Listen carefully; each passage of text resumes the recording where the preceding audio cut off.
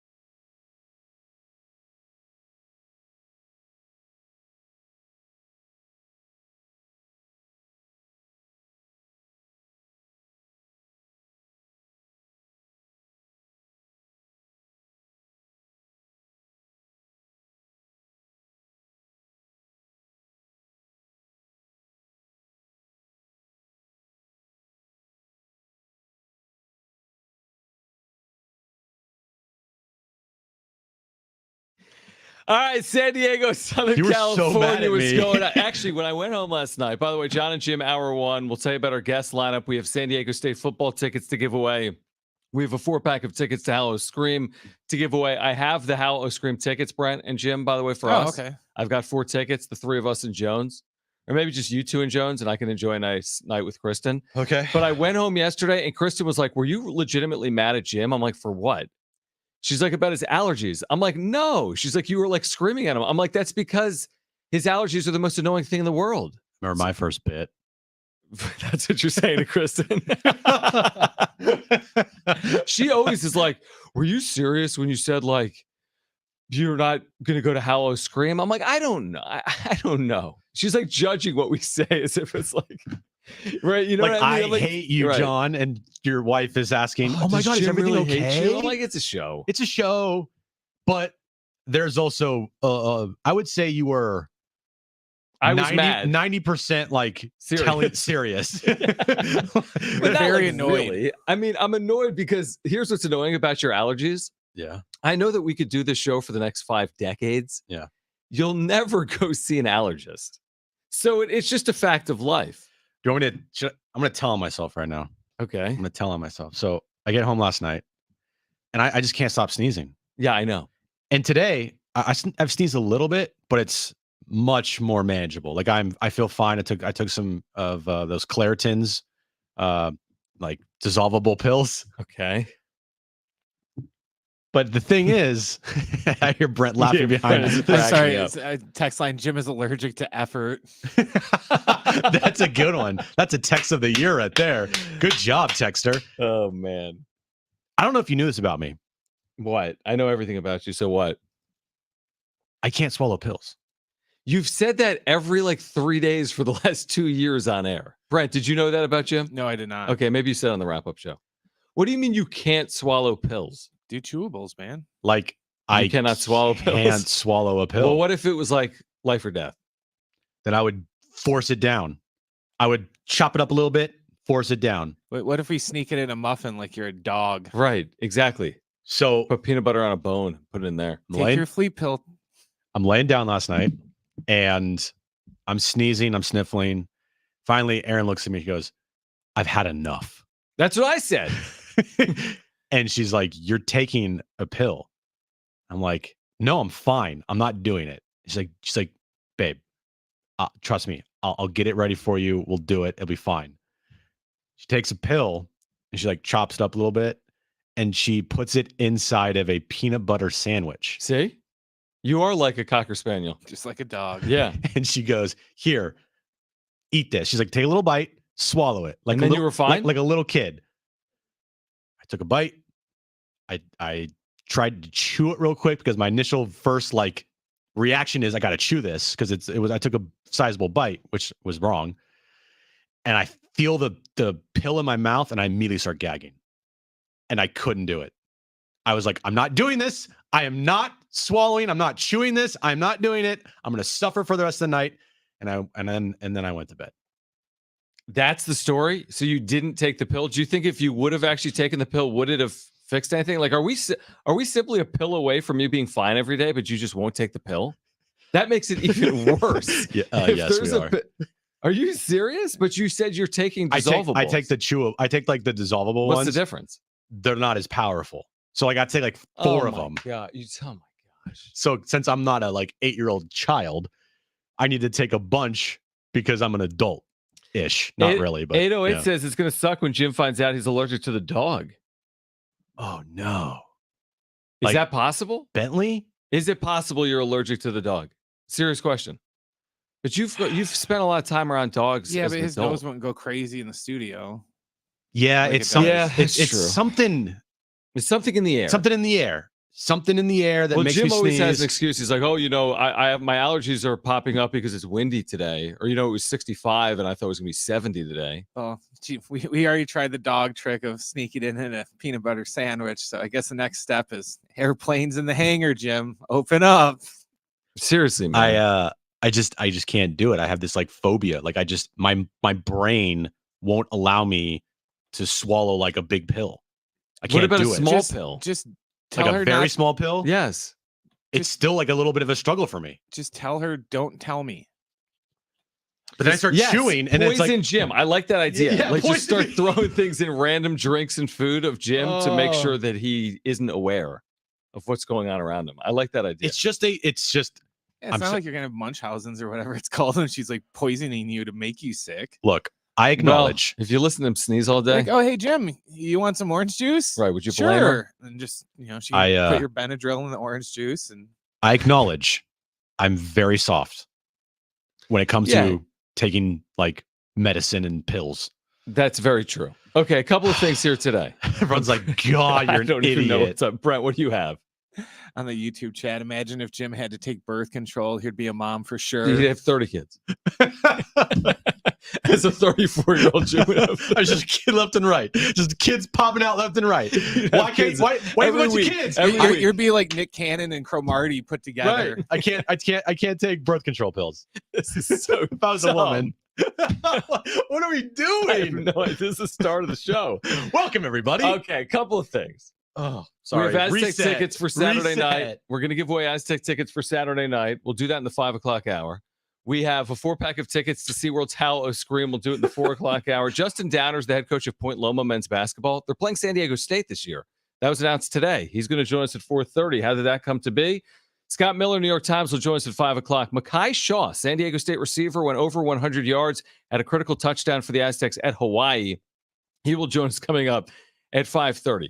Couple of things today. I saw Jim. I knew Jim was awake because he started tweeting about the Gold Glove finalists and sending out emojis from all these different accounts as Burners and San Diego Sports 760. And Burners. Jim Russell SD, wherever. I knew you were awake. And I it have was like 3 10 o'clock accounts. I hour. don't have burners, bro. Whatever.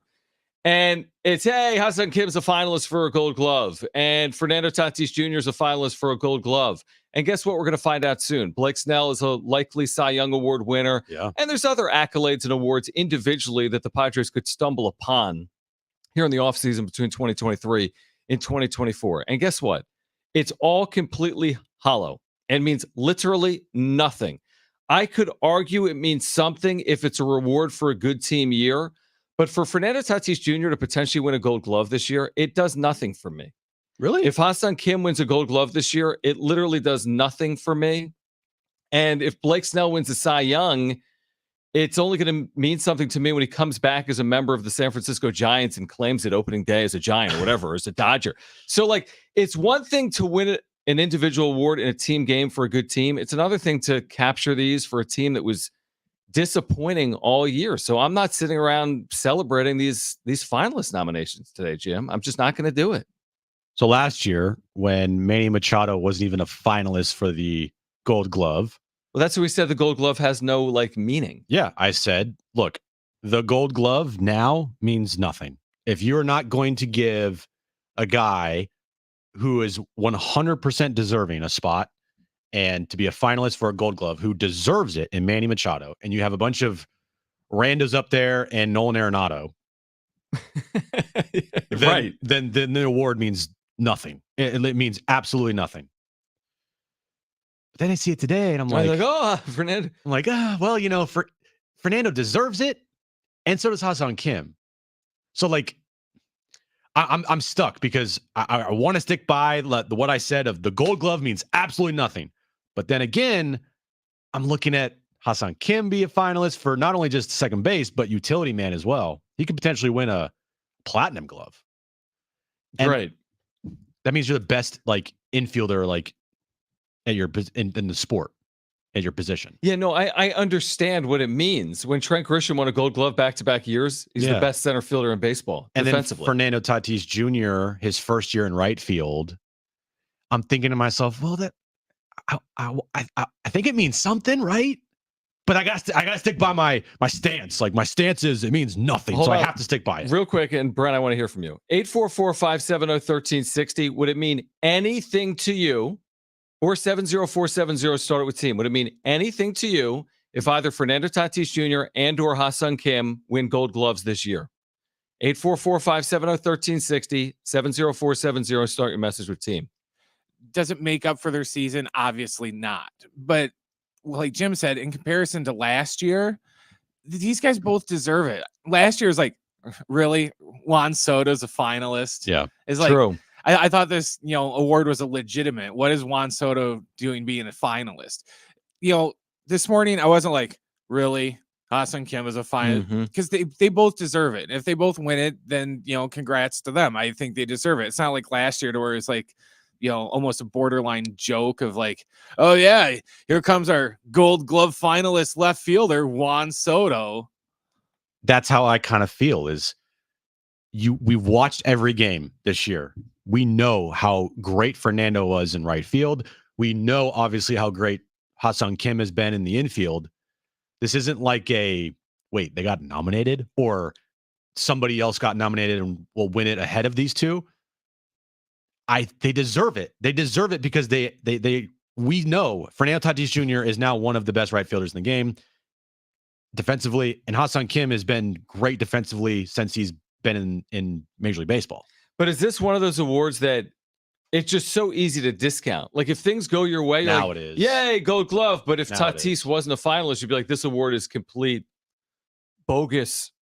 Yeah, has no value. Yeah. Like, I feel like whatever way the wind is blowing is the way we're leaning on the Gold Glove.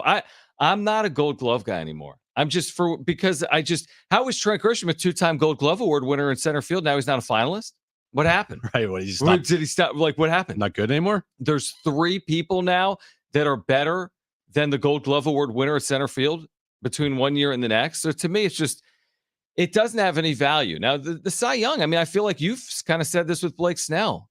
It's like Blake Snell's had a Cy Young Award winning season. And it's like, what does that really do? To Brent's point, obviously it doesn't make up for the disappointing year. And here's a guy that was in a walk year that likely isn't even a Padre again next year. I mean, are you really overly celebratory about Blake Snell's fantastic 2023 season, which it was, considering they were 82-80 and he's likely to be a member of another team next year? It doesn't feel the same. It just doesn't. It doesn't feel the same. I think it's mostly because he's going to not be here next year. Maybe that's the case. Yeah, that's probably true. If it was a guy who was going to be here long term, then it means a lot. But he was here for 3 seasons.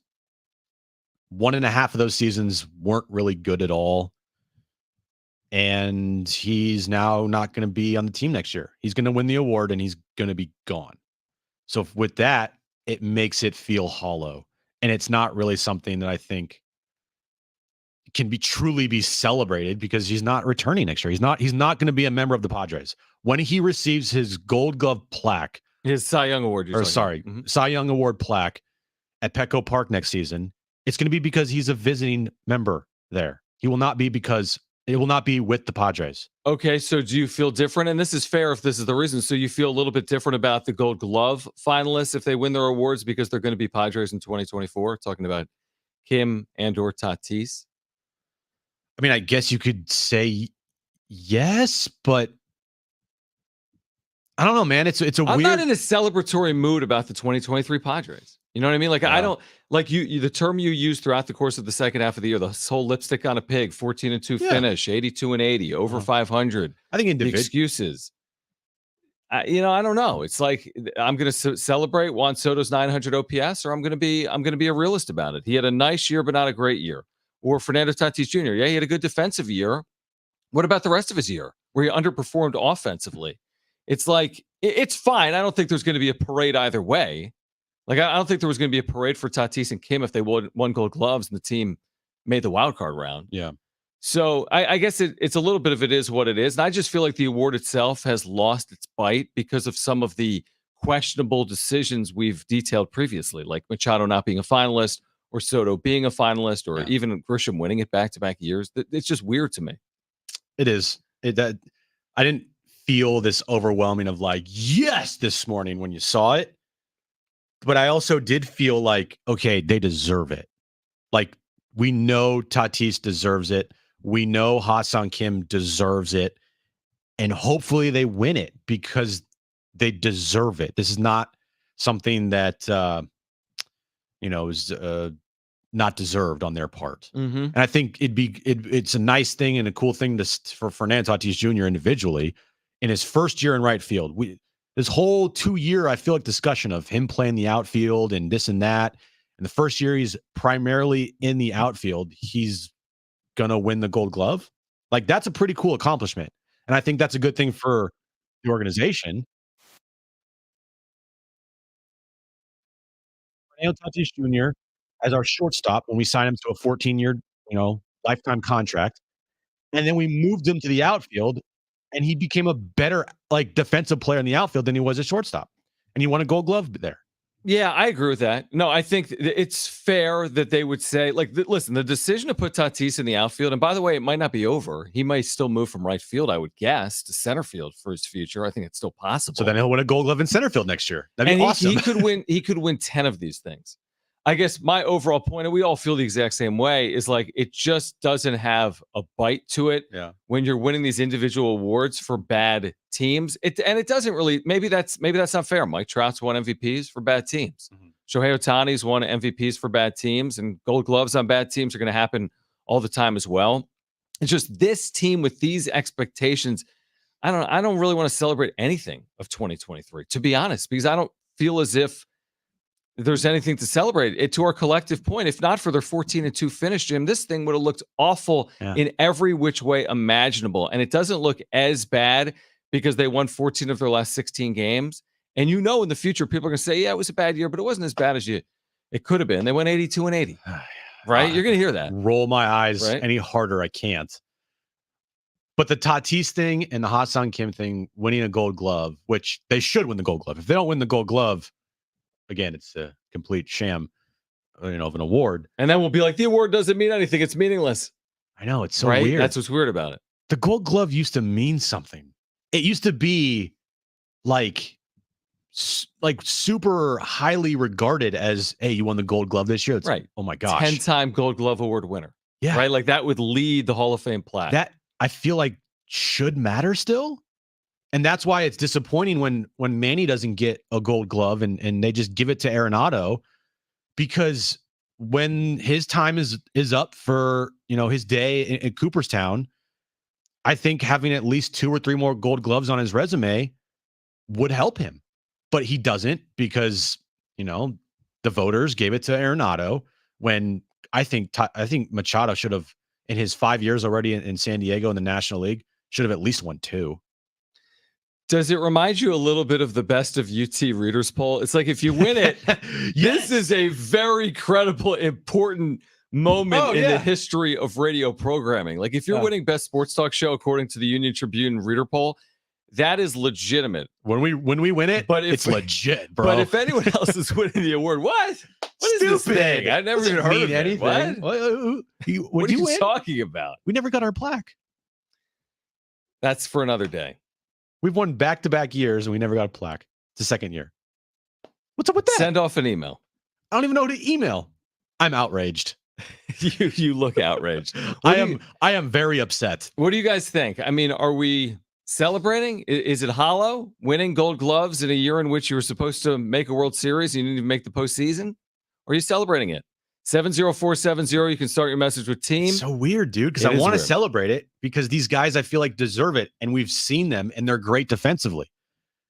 But then if like they don't win it, the award means absolutely I don't know. It's just you know what you're going to say. I know. Dude. If I know. wins in right and Kim doesn't win utility or whatever, the award that he's nominated, where's he played this year? Second base. You're going to freak out. You're going to say this award's a joke, just like we did last year. We spent hours in 1 week saying we will never give this award credibility again. And here we are a year later. You're like, hey, these guys deserve it. Maybe it's kind of credible again. How quickly we forget. It's hard. It's just weird, dude. It's very weird. I'm torn both ways. But yeah, hey, I'm not overly torn. It'll be cool for them if they win it. For them, it will be. Individually. Yeah. Yeah, it will. All right. On the other side, who's to blame for Diamondbacks pitchers Merrill Kelly's terrible start last night?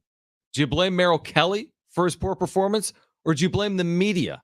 We'll hear from Merrill Kelly on the other side. Plus, still ahead, your chance to win Aztec tickets for Saturday night, your chance to win a 4-pack of tickets to Howl O Scream. Great guest today, including Scott Miller from the New York Times at 5 p.m. Stay with us on Jon and Jim.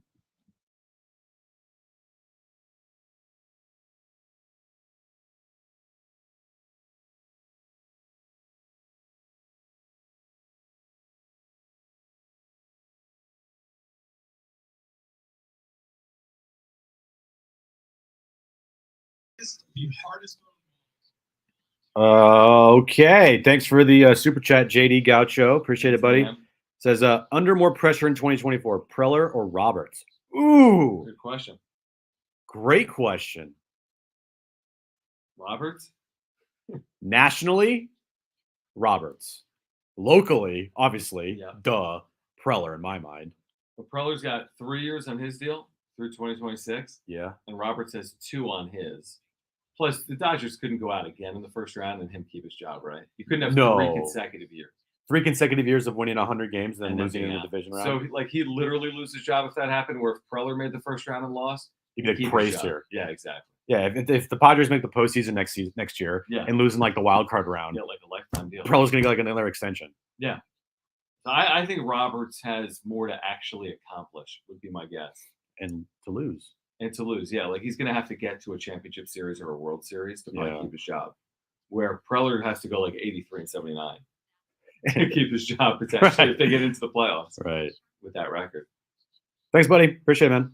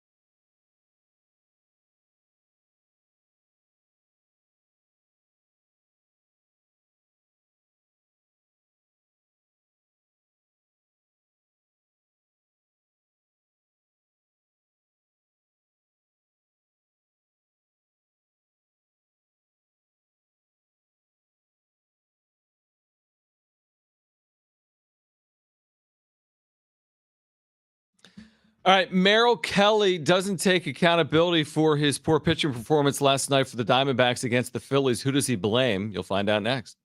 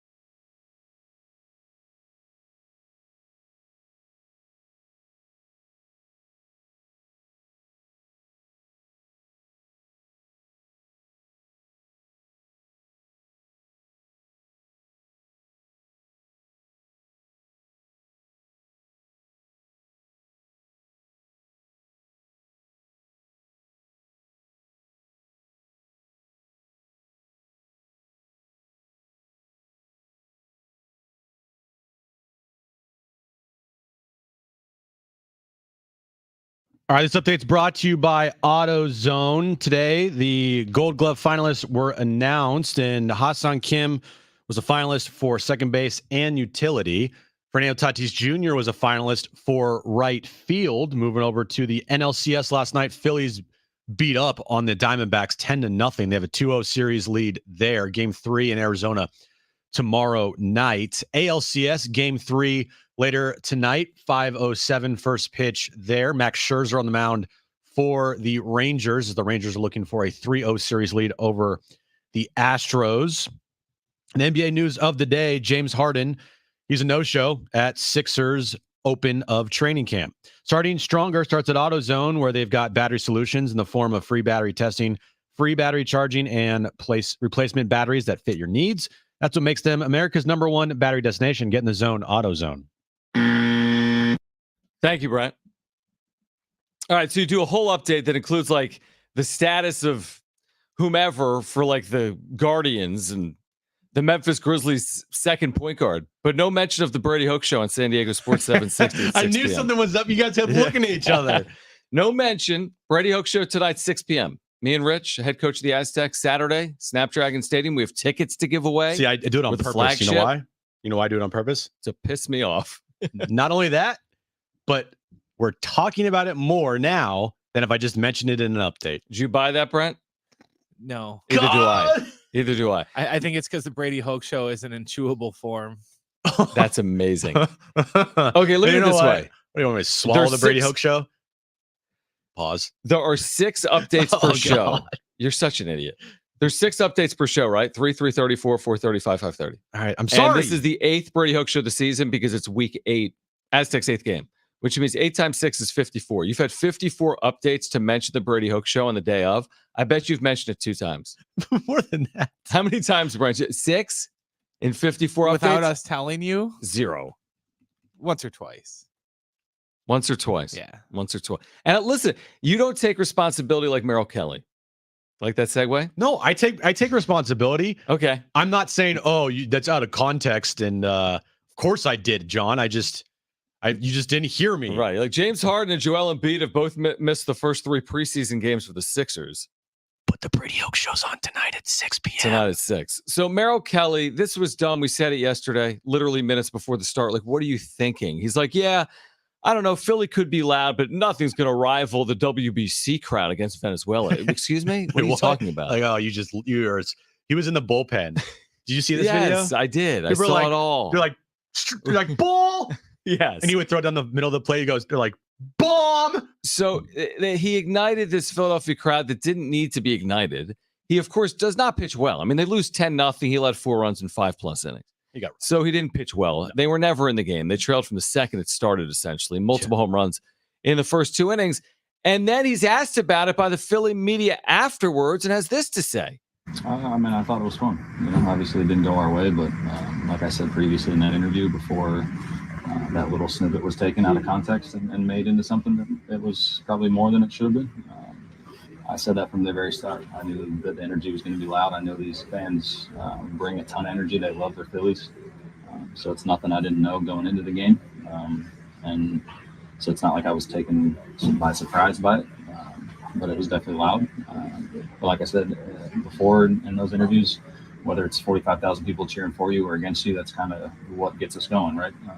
It was part of what sucked about the COVID season was not having fans in the stands and playing in dead silence.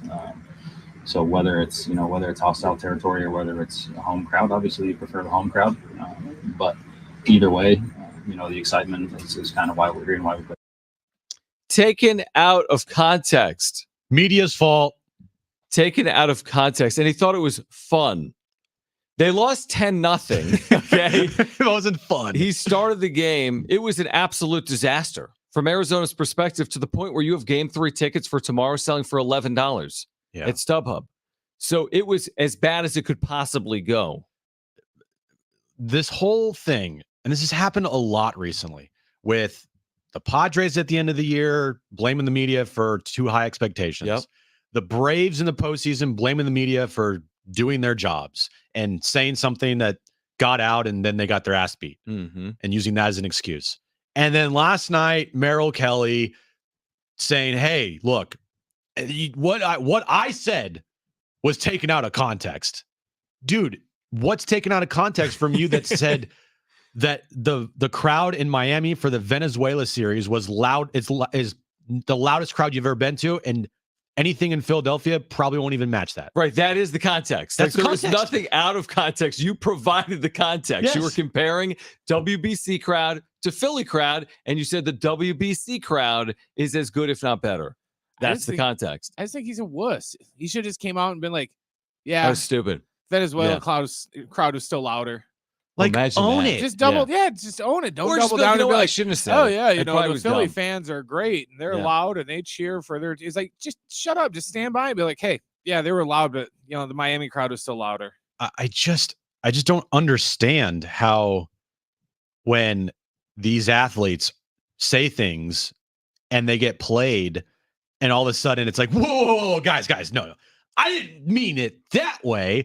I was meaning it in a complimentary way. So therefore, it's not my fault. It's your fault. You took it out of context. Blame you, not me.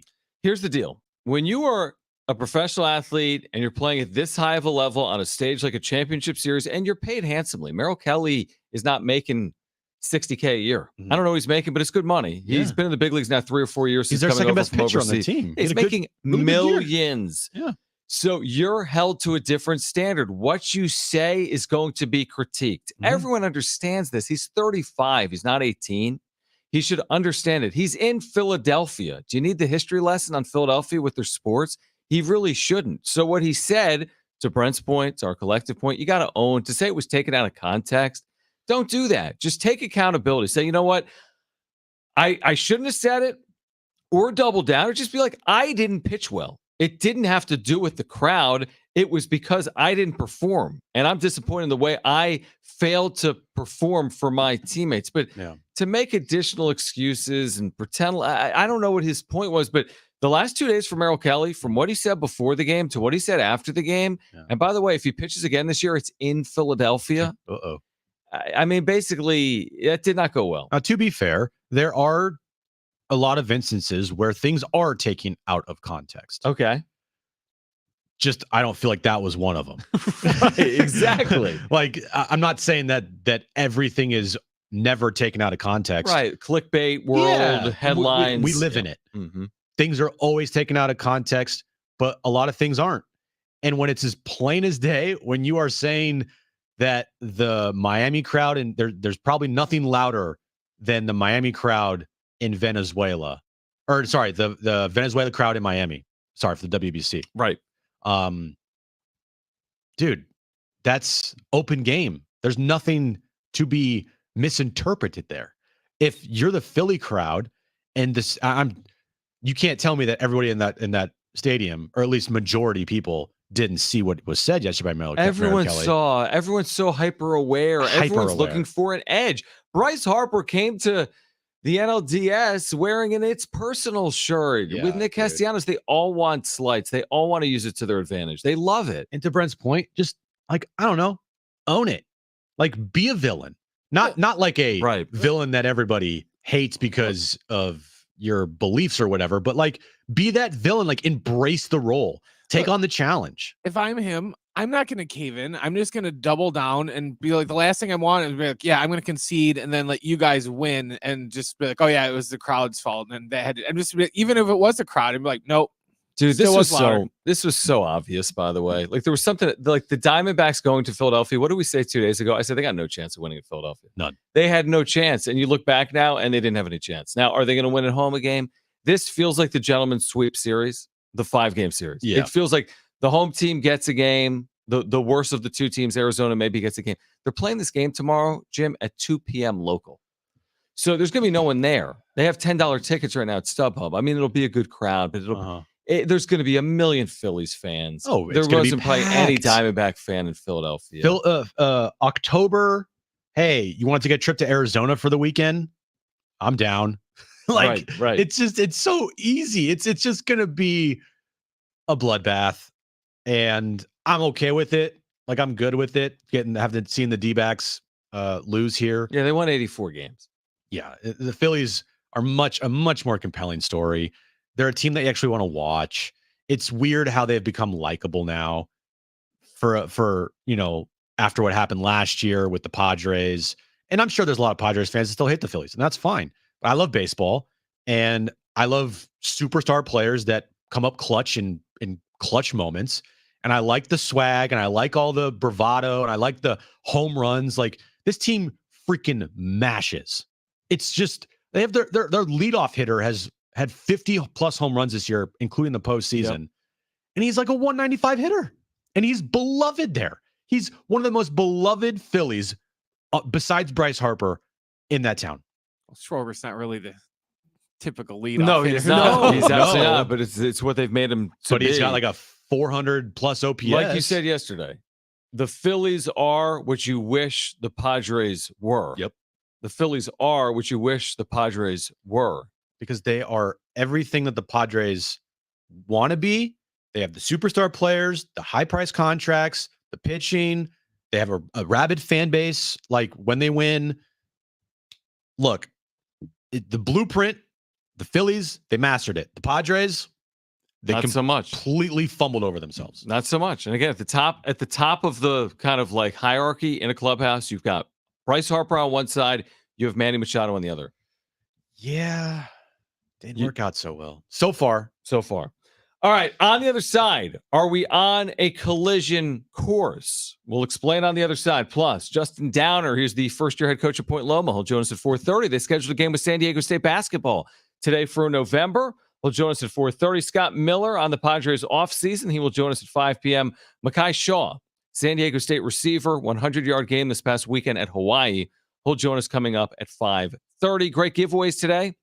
San Diego State football tickets. We also have Howl O Scream tickets. Don't go anywhere. It's Jon and Jim.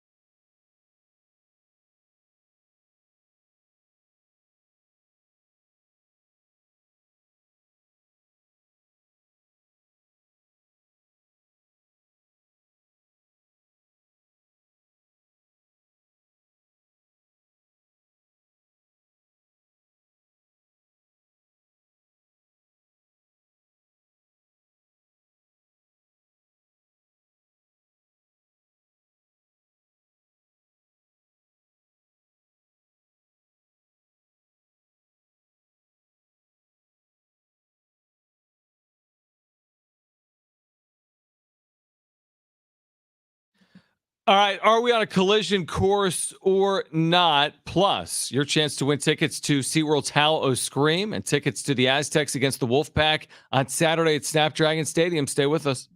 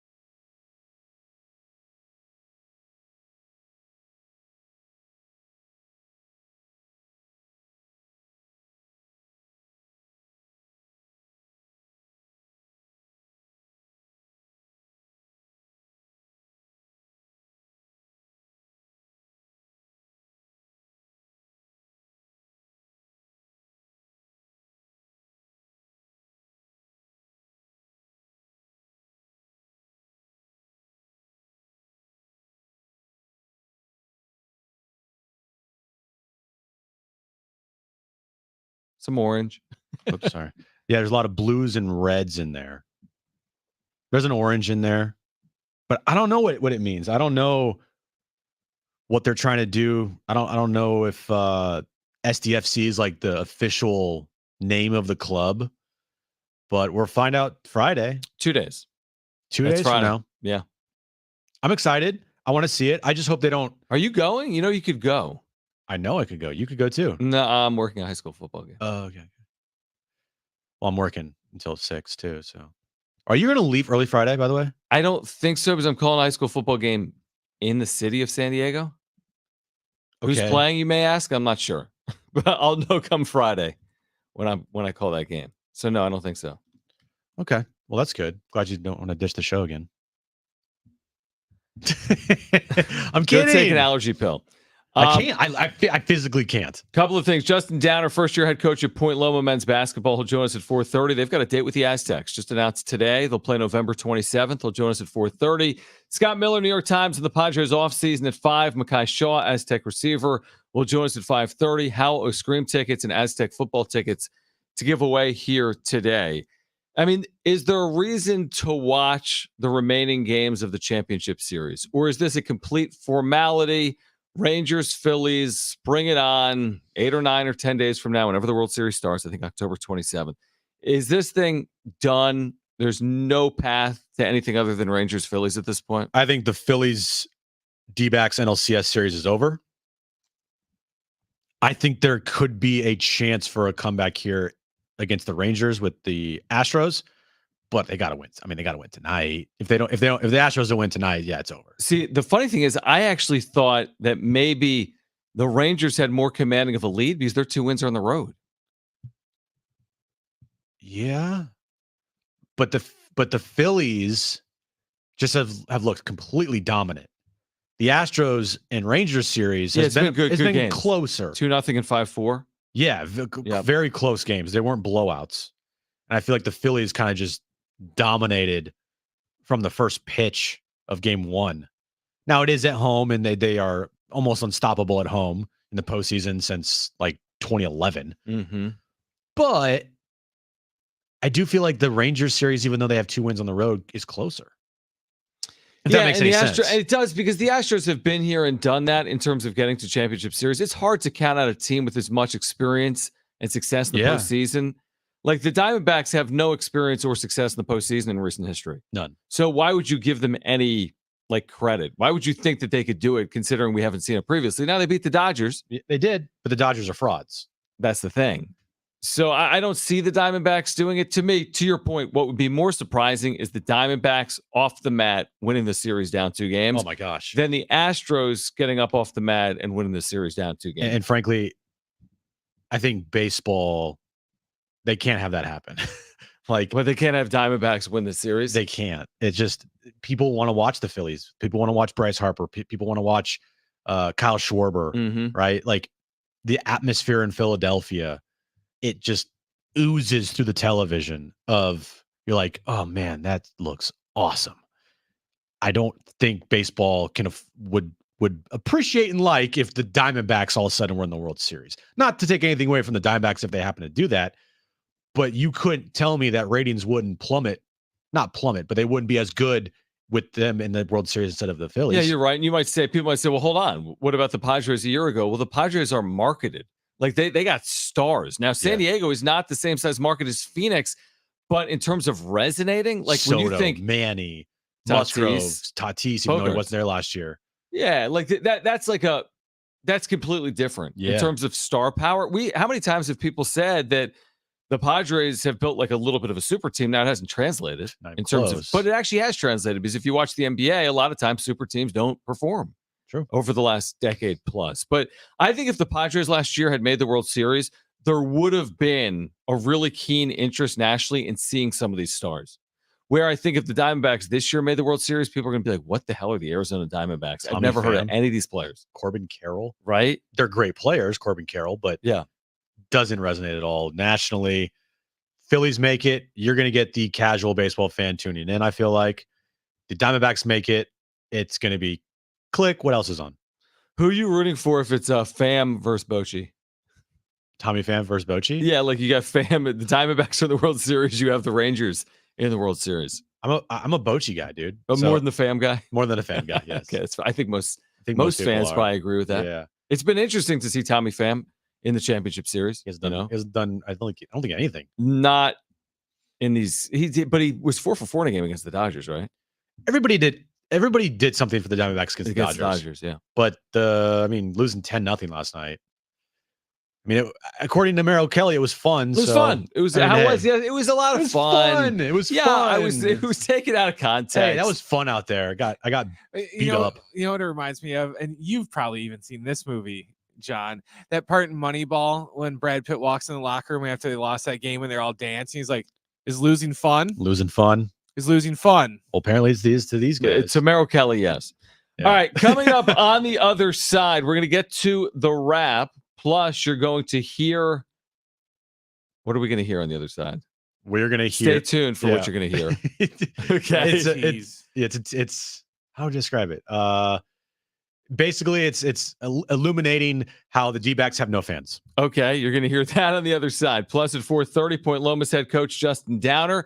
This hour as well, in the 4 o'clock hour, your chance to win a 4-pack of tickets to SeaWorld's Howl O Scream. Aztec tickets to give away for Saturday at Snapdragon in the 5 o'clock hour. It's Jon and Jim.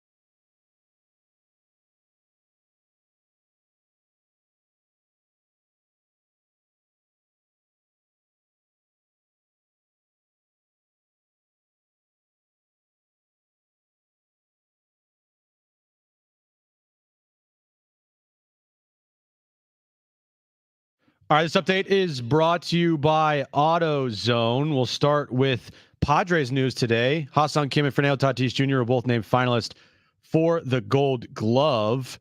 ALCS Game 3 tonight, 5:07 first pitch. Rangers, Astros from Arlington. Max Scherzer returns, makes the start tonight for the Rangers. And tonight, John, 6 p.m., the Brady Hoke Coaches Show right here with John and Rich and Coach Hoke right here on San Diego Sports 760. Starting stronger starts at AutoZone, where they've got battery solutions in the form of free battery testing, free battery charging, and replacement batteries that fit your needs. That's what makes them America's #1 battery destination. Get in the zone, AutoZone.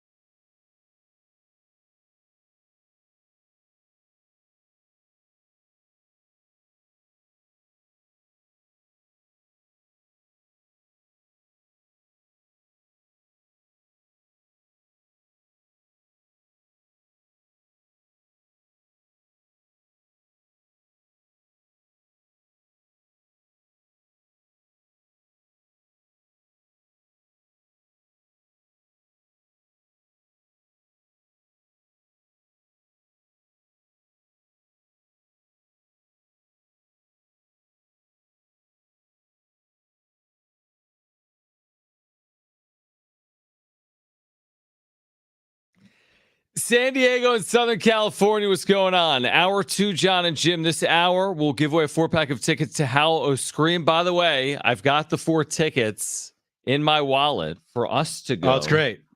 So I don't know if you want to go. You know what, Jim? Should we invite Jim, Brent? What? We have 4 tickets right here. Boom. You're not going to invite me? Not if you're mean. What have I done that's mean? You said that's great. Anyway, we have 4 tickets. Like, that's great. Awesome. All right. Cool. Well, we need to figure it out because I feel like it ends at the end of October. So did you get... He has to go because I need someone else with me to explain who everyone is. Well, you character-wise or whatever? Well, yeah, because you don't watch movies, so you're gonna be like, oh, It's not No, it's SeaWorld. I was It's gonna be getting- like fish. well, not gonna be scary It's fish. like Scary chasing you. Dory or whatever. And like Nemo with Yeah, fangs. John's like, oh, some burn victim with knife fingers kept chasing me all over. It's weird. I don't know. I'm not I thought it necessarily was going hockey in the night or something houses, too. I don't know. but I'll Can't- go with you guys. Can't wait to watch you get scared. I'm gonna get a boo. I'm not gonna go inside, but I'll go with you. I'm gonna and get a boo stand there. necklace so they don't scare me or whatever. Wait, you can wear that? That's what Brent said. Yeah, that's what it. A boo necklace? Yeah. Well, it's designed for like children, Or Not someone for- that gets scared not for easily. people in their mid 40s. Don't scare John, everybody. We've got a 4-pack of tickets to Ha-Seong. We'll give those away this hour. We have Aztecs football tickets for Saturday night. Brady Hoke Show, 6 p.m. tonight. As Jim just told you about, Aztecs against winless Nevada. We said earlier this week, must win Must win. for the Aztecs against Yep. this Nevada team. Saturday night, 6 p.m. Our pregame coverage will begin at 4 p.m.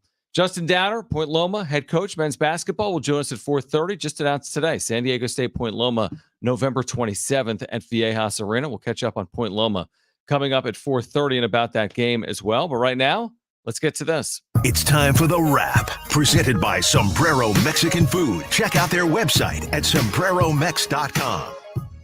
Guys, tickets are starting at $11 for Game 3 of the NLCS in Phoenix tomorrow night. The Diamondbacks just have bad fans. So, Brent, do you have the audio? Okay, so All right. last night on an Arizona news, I guess, station, Mhm. they had a live shot from Philadelphia. The newscaster was there, And this is the exchange between the news station back in Arizona and the newscaster in Philadelphia about fans. Hayden is live tonight in Philly, where he caught up to some D-backs fans cheering on the home team. Troy, you found the one? No, we found no D-backs fans. Not one. We were here for almost 2 hours. Wait, she even set it up by being like, you found the one person that would actually go? You found one D-backs fan? And he's like, no, I found we zero. found no D-backs fans. Not one. We were here for almost 2 hours. Dude, oh, no. I'm sorry, that's bad. That's so bad. That's terrible. What are you we have doing? no fans. You're an Arizona station. You can't find a fan of the Diamondbacks in a 50,000 seat ballpark. Well, Jonathan, come on. Even just grab some fan and be like, dude, I'll give you a hot dog if you just put this Diamondbacks hat on and just act like you're bummed we lost. When I go to Diamondback Padres games here, seriously, there's a couple. Yeah, you see them. But there's like none. Like, you know, typically the visiting fan base, Cubs, Giants, Dodgers, you get it. There's thousands of people. Diamondbacks, like 6 people. D-backs fans don't really travel well. Apparently. I don't think it's a bad thing that they're having like $10 tickets for an NLCS Game 3 game. It is interesting, though. I don't think that's a reflection on the fans. I think it's more a reflection on like the franchise. Interesting. Here's the bigger question: who's the worst fan base? The worst? Diamondbacks or Tampa Bay? Or the Marlins. Oh yeah, dude. If the D-backs get a fan show out of like it was in Tampa for their playoff games, 19,000. Imagine D-backs Rays World Series.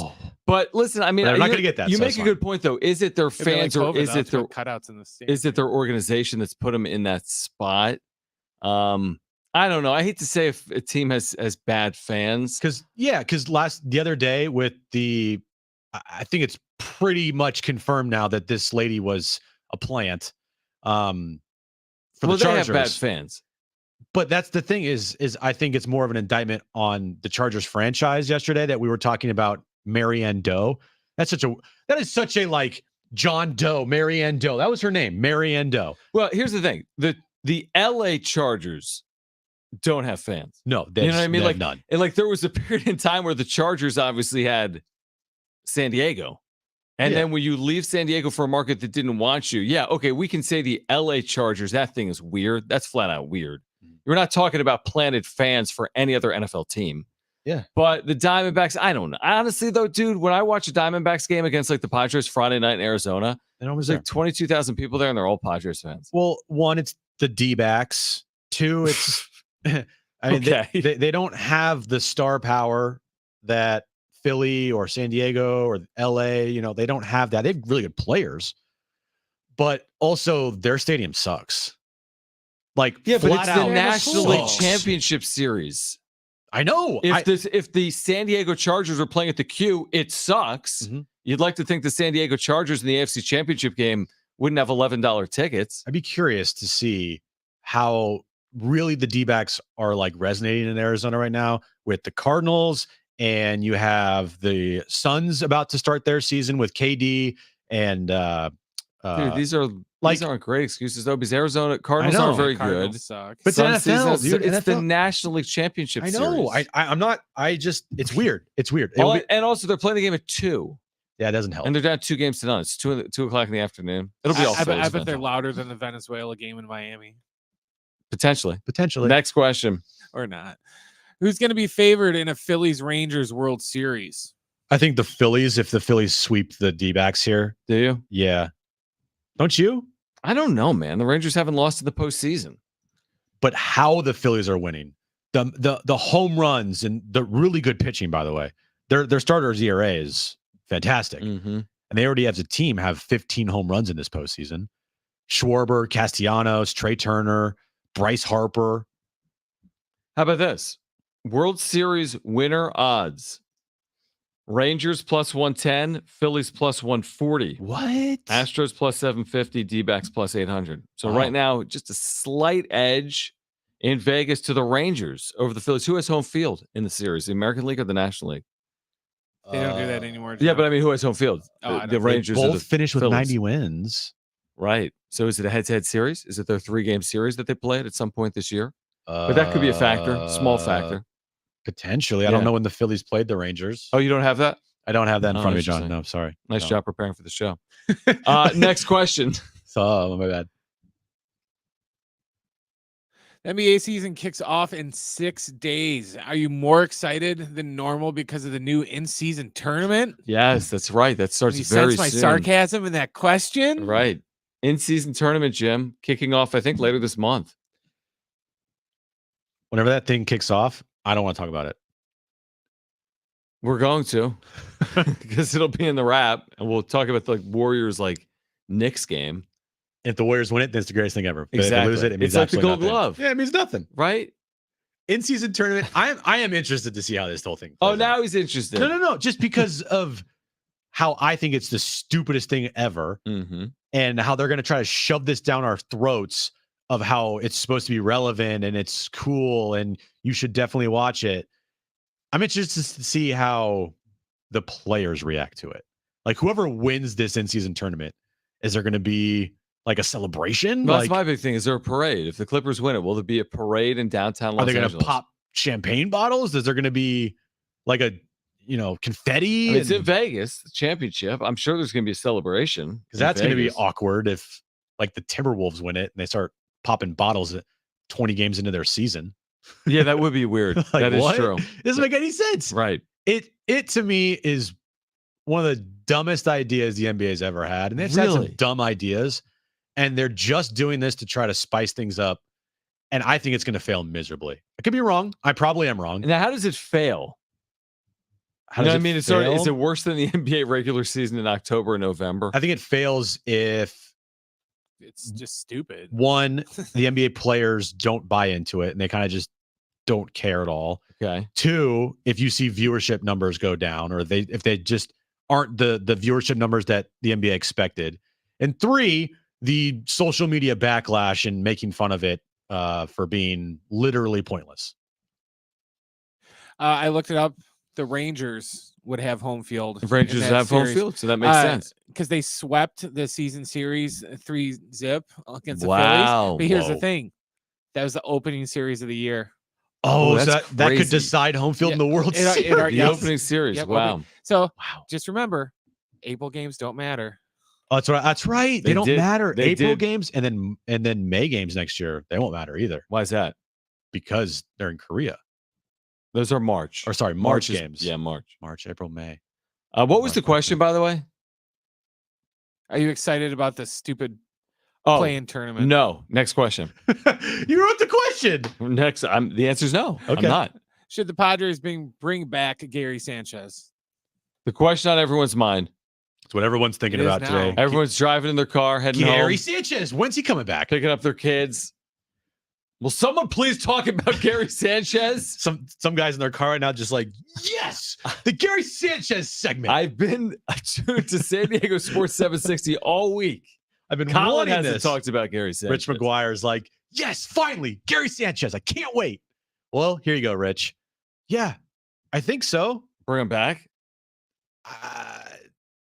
I would only do it on a flyer. I would never give him real money because nobody expected anything out of him, and all of a sudden you give him money and you get nothing out of him. Yeah, he seems like one of those players that you just squeezed all the juice out of it. 2-year deal, get out of here. Yeah, you got what you wanted. You got what you needed. You needed a stabilizing backstop that could give you some pop, actually produce, because you got none of that from Austin Nola.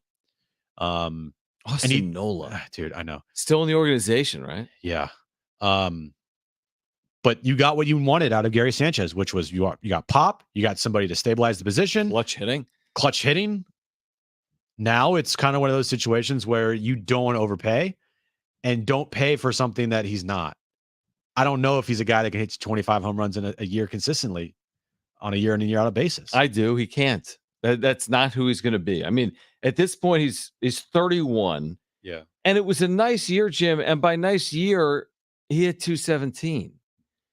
So you can look at it multiple ways. Yes, he had some clutch hits for the Padres. Yes, it was unexpected.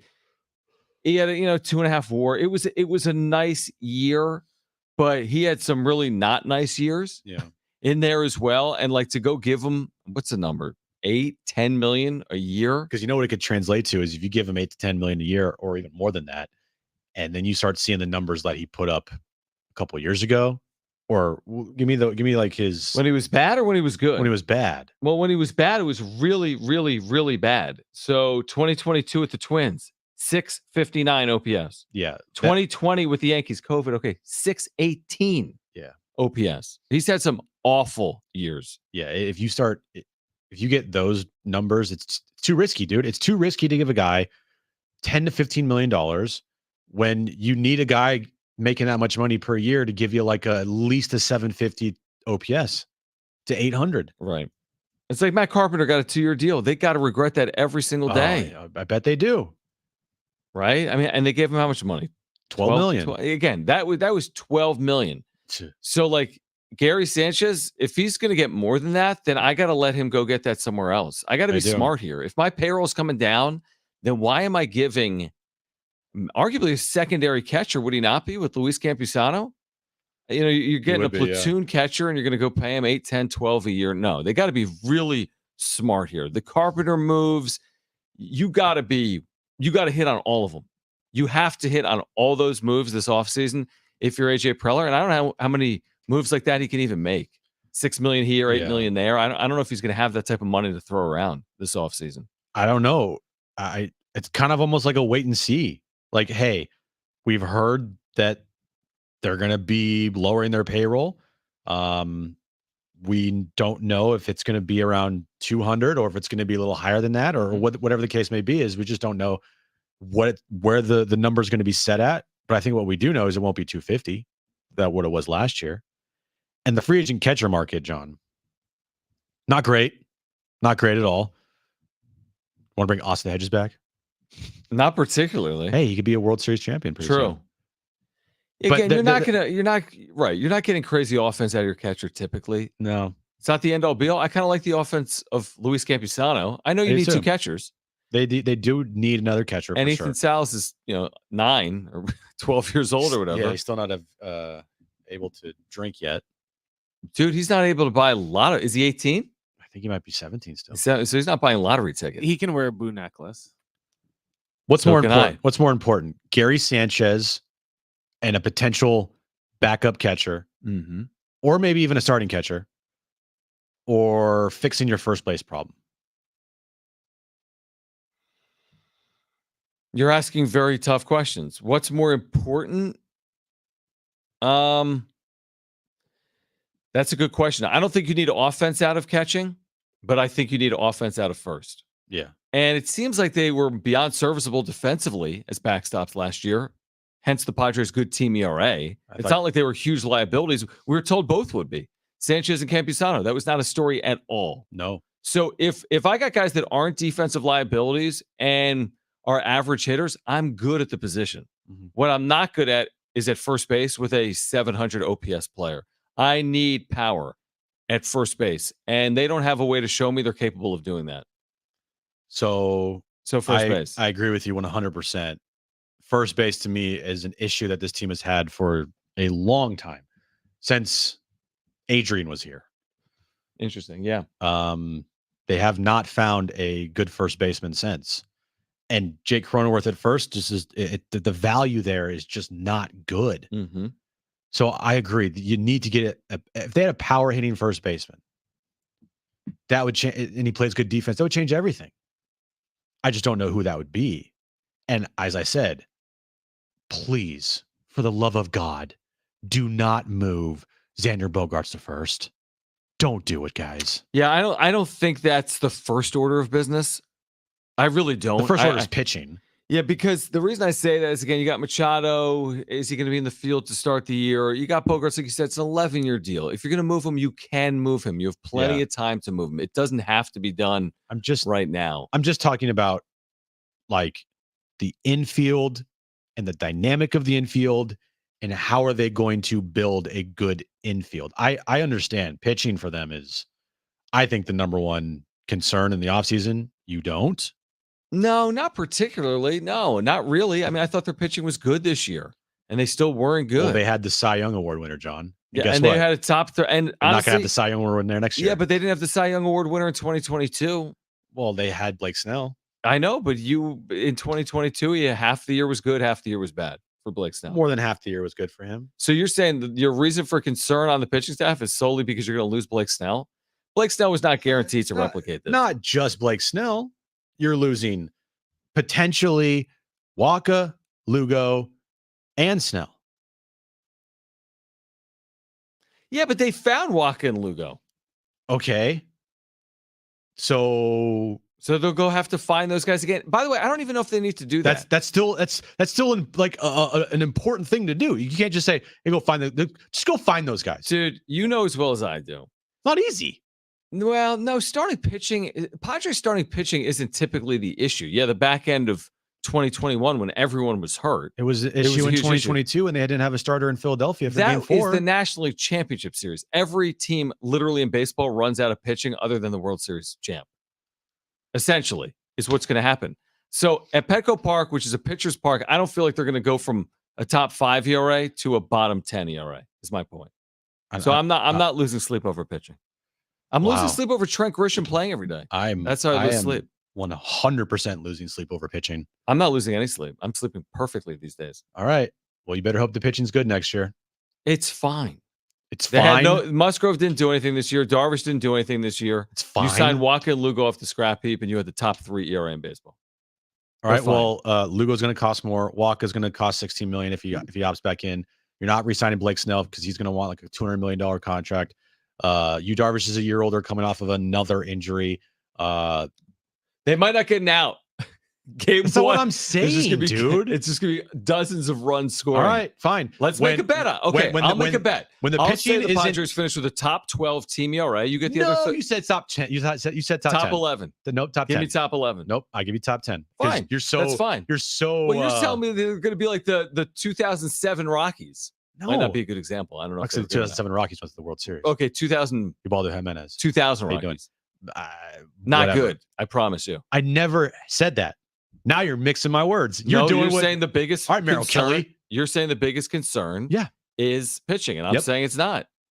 Yeah, I'm saying the biggest concern is because of what they're losing, and you have to replace that. Are you confident they can replace that? I am. Okay.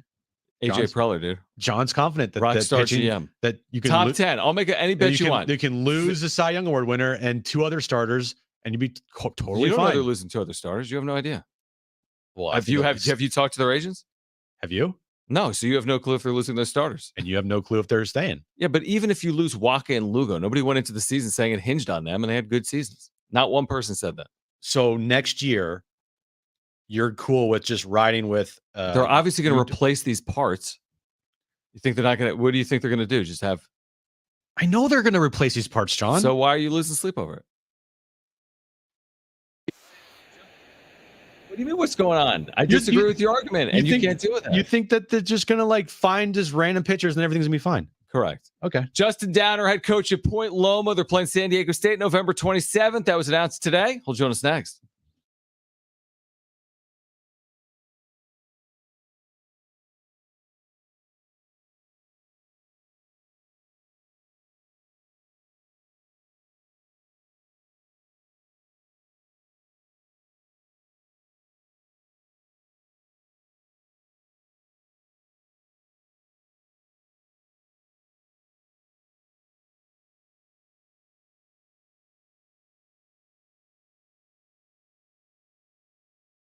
All right, just saw today that San Diego was listed as the most expensive city in the United States. Congratulations. So if you need cash to pay off credit cards or do a home improvement, I'm excited to introduce you to the newest, fastest, easiest way to access the equity in your home. Loan Pronto is here with the revolutionary Express Equity line of credit. This is how it works. It's an amazing program. You can get cash out of your home in as fast as 5 days, and you can leave your 3% mortgage intact. Loan Pronto can pull $50, $100, even $200K, $200,000 out of your record high home value. That's money you can use to pay off those credit cards with those crazy rates of 25% or more, or use the money to do a home improvement. Maybe you could add solar panels. Best part, 9 out of 10 homeowners won't even need an appraisal. The fact is this: rates are too high to move to a new home, but you can still use your existing equity by converting it into cash. You can be credit card debt free. It's your money. You just need an easy way to get it. Call now. See how easy it is to get a lot of cash in about 5 days. Loan Pronto's Express Equity line of credit, 619-207-4336 or visit loanpronto.com. Write this number down, 619-207-4336. That's 619-207-4336. Equal housing lender, NMLS 1661781, subject to lender approval.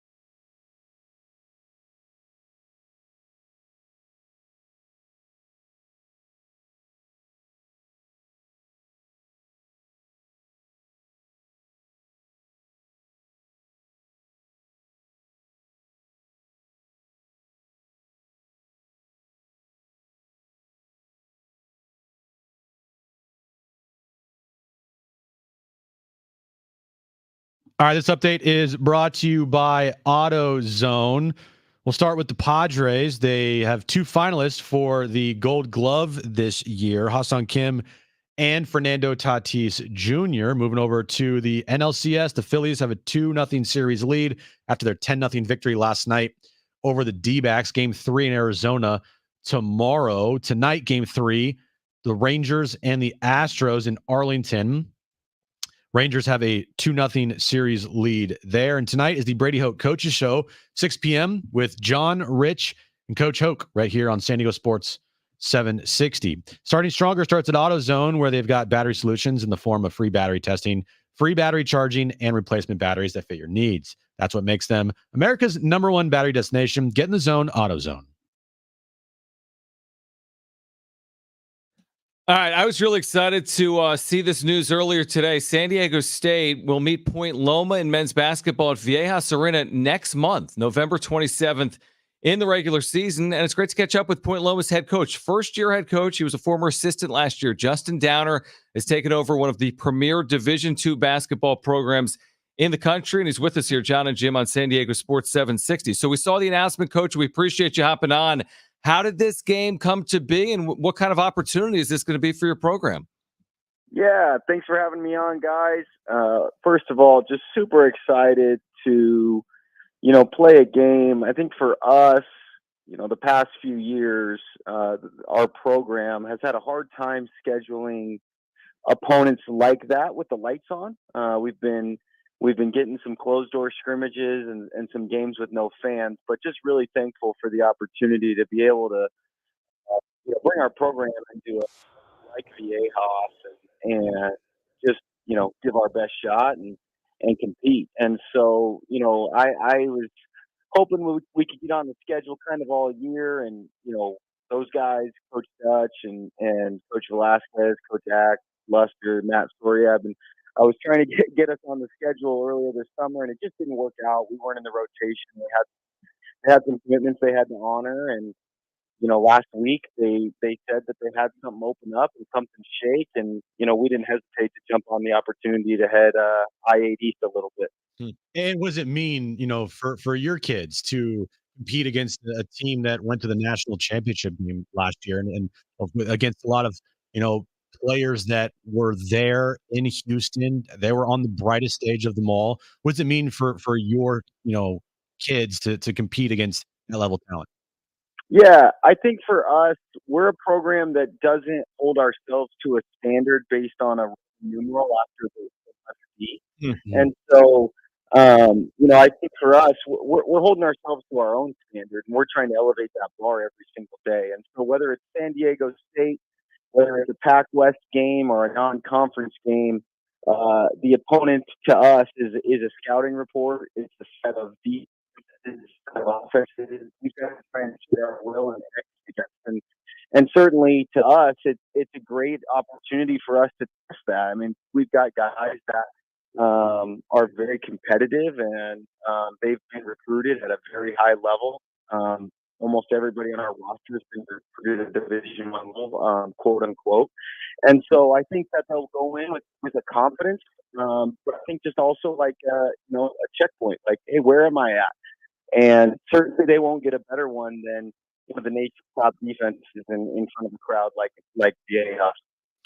San Diego State and Point Loma. Your phone, Coach, was kind of a little bit in and out there, so hopefully we can keep you on this connection. Justin Downer's with us right now, Point Loma's head coach. Again, the Aztecs are going to take on Point Loma November 27th at Viejas Arena. We're going to check on that connection right now with our producer and see if we can get Coach Downer back with us on a little clearer line, as it was cutting out there.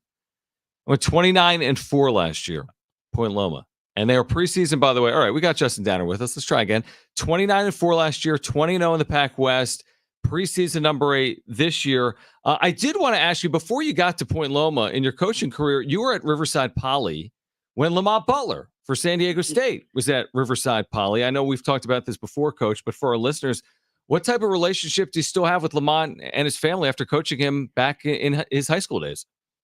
Yeah, and it's really just full circle for the Butlers and I, this game. I met Lamont and his family when Lamont was 13 years old. He was about 5'8", 145 pounds. And, he's always been a high character kid, always a worker, but wasn't really on anybody's radar back then. And he decided to come to Riverside Poly, and I got to coach him for a few years. And, I think the Butlers and I have developed a relationship that's much bigger than basketball. They're at my house all the time. I was able to travel to Houston to support them in their journey. I sat with them at the Final Four games. And so the Butlers and I have a family relationship. They're at my kids' birthday parties, and Lamont comes over to see my kids and sometimes watches my dog. And so, we're really close, and, I'm so proud of him and the work he's done and just the light he's been for the city of San Diego. So being as close as you are with Lamont, what was your reaction last year seeing him hit that shot in the Final Four? Well, I was about 3 rows up. So you were there. I was sitting with the Butler family, actually, right next to in between his sister and his cousin. And I just remember the ball getting missed and me thinking, dang it, I thought they were going to call a timeout so I could grab my phone.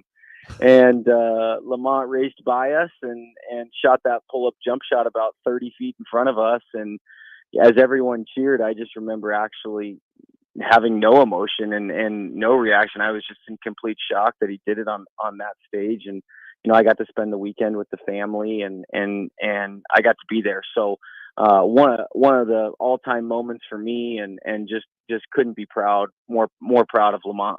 Tell us about your team, Coach. Again, number 8 in the preseason, Sweet 16 a year ago, one of the most successful Division II programs in the country. What are the keys to sustaining this level of success moving forward?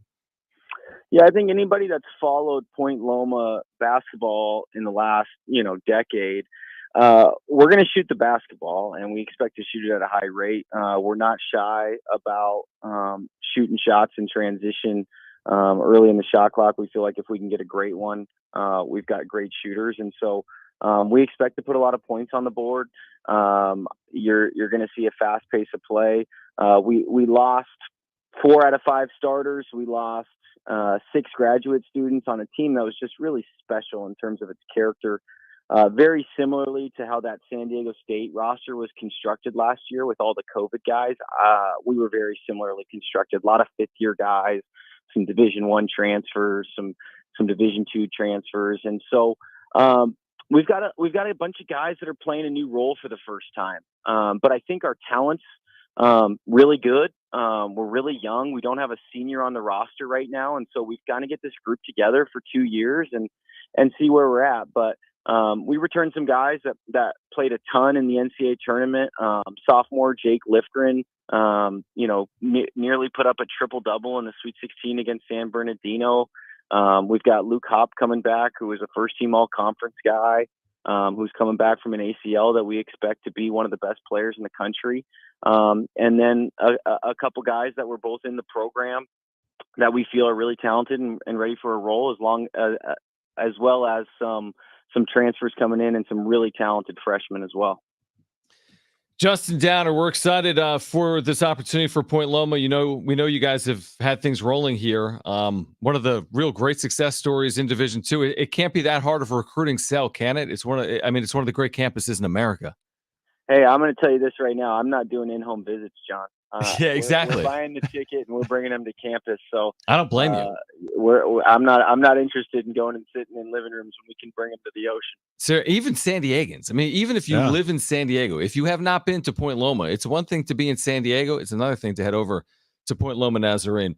Coach, we're excited for you. Great opportunity, November 27th. Looking forward to catching up with you at some point again down the road here this season. So thanks for doing it today. I appreciate you guys having me on. Keep up the great work. See you guys a little bit after Thanksgiving. We look forward to it. Thanks, Coach. Again, Point Loma's head coach, Justin Downer, number 8 in the preseason poll in Division II. San Diego State, number 17 in the preseason poll in Division I. It has the makings of being, Point Loma's been really, really good. Mm-hmm. So, yeah, like you said, Division II, Division I, Division III. It's not some layup game. where the baseball field is there. Oh my gosh. Overlooking Sunset Cliffs. It's crazy. Their gym. You open the back door of the gym, boom. Yeah. Sunset, cliffs, everything. That's where I got engaged. Me and Aaron. That's right. Were you you weren't on the campus though, were you? No, but I saw the campus and I could see the baseball field. So I was in straight shot of Point Loma, right down on the cliffs. So yeah, it's a pretty nice spot. Oh, it's pretty nice. Pretty memorable. Yeah, absolutely.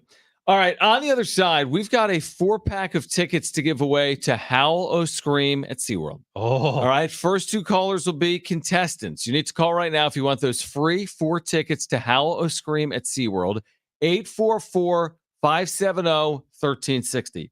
Call right now. We have 4 free tickets for Howl O Scream at SeaWorld. You need to call right now. First 2 callers will be our contestants. Again, 844-570-1360, 844-570-1360. Scott Miller, New York Times, and the Padres at 5 p.m. Stay with us.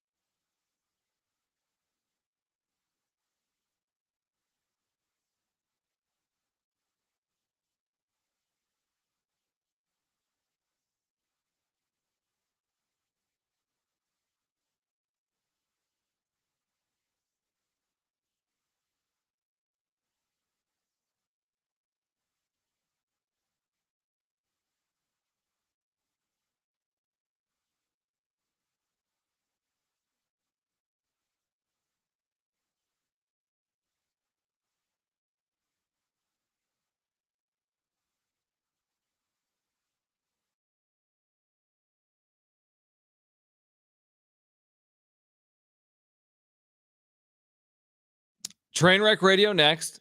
Scott Miller from the New York Times will join us at 5 p.m. Aztec football tickets will be given away in the 5 o'clock hour as well. Don't go anywhere.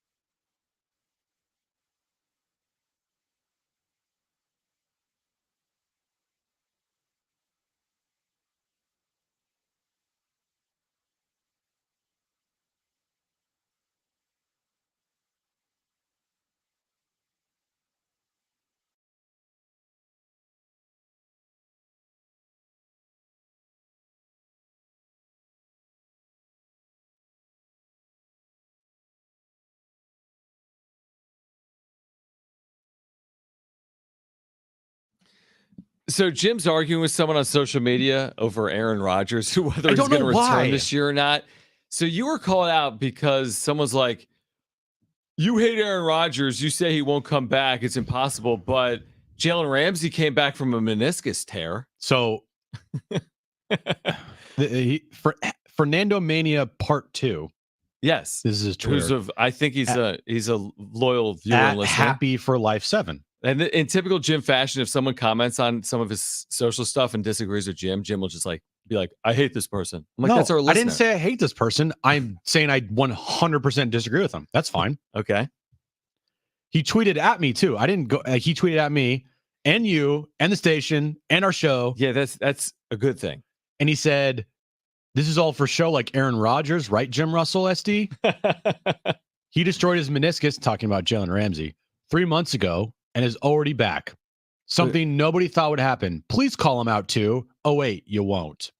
Is a meniscus that big of an injury? That's like a serious question. So my reply was, wait, so is a meniscus the same thing as a torn Achilles? Achilles is like a 1-year injury. And the response was no, but according to your media colleagues, it's a miracle. Your media colleagues. So would Rodgers return? Just admit you're anti the person, not the situation. Do you hate Aaron Rodgers? No. This is a fair question. Yes. Yeah, well, Brent does. Yeah. I don't like Aaron Rodgers. He's not my favorite. But it has no impact on me thinking that he's not Superman and can't come back from Achilles in he tore his 12 Achilles. Weeks. He's not coming back, all right? It's a pipe what dream. What if he came back and the same thing happened? Like third play, you got it's a bad idea to come back. Very bad idea. It's so stupid. Especially What's the his reason? Age. I mean, okay, it's week 18 and you need a win to get in. Well, why would you turn to him after 17 weeks if you need a win to get in? It makes no sense, dude. No sense. You're just putting yourself at more risk. Scott Miller, New York Times, on the Padres offseason, this critical offseason ahead, will join us in 10 minutes. Right now, let's play.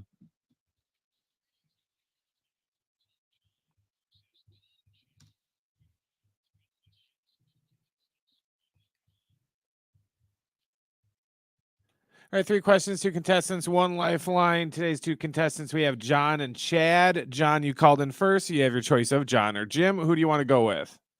Let's go with John. John and John. I like the name for a show. I was gonna say if you didn't pick John, that would have been bad. Mean. Or if you picked me, then it would be John and Jim. Is your real name John or is it Jonathan? It's real Jonathan. It's real John or real John or Jonathan? You just said Jonathan. Jonathan. Okay, me too. Where are you from? No, I'm just kidding. Is he your brother? We have the same name. Chad, you get me, okay? Got it. All right, Brent, what's the question today? It's like 3 J's. All right, guys. That's completely inside joke. If you know, you know. All right, guys. The college football season is at the halfway point. Today's question: can you name the 8 players with the best odds to win this year's Heisman Trophy, according to Fox? So we're looking for the top 10 odds getters to win the Heisman, according to Fox. You said top 8 once. You said top 10 top once. 8. Top 8. Top 8. My bad. Top 8. Shortest odds to win the Heisman Trophy this year. All right. Chad, you're up first. Great name, Chad. Okay. Caleb Williams. Caleb Williams. Okay.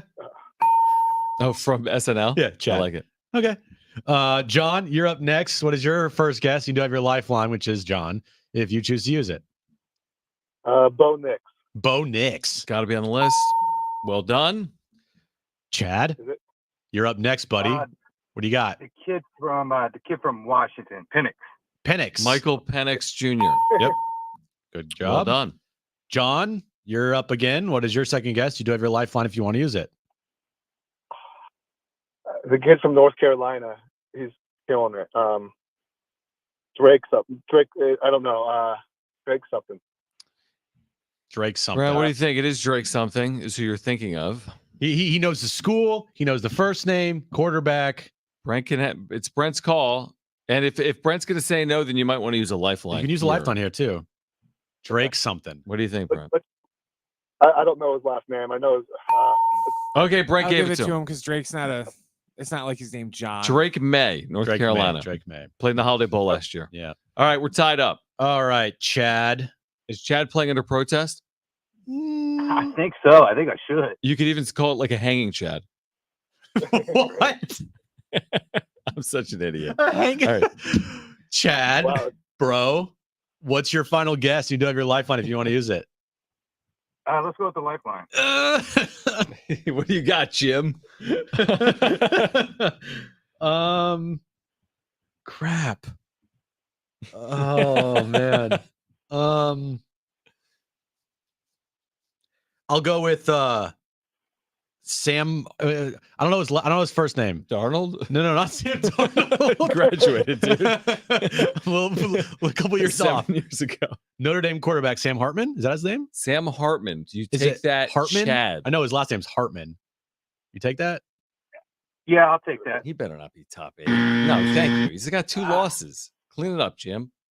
Shoot. All right, now, John, for the win, you have your lifeline. Let's use that lifeline. Here's the thing. This is tricky now. Okay, Yeah. This is tricky. I want to say Blake Corum, Michigan tailback has been unbelievable. This is like the best team in the nation. They're just beating up a bunch of nobodies.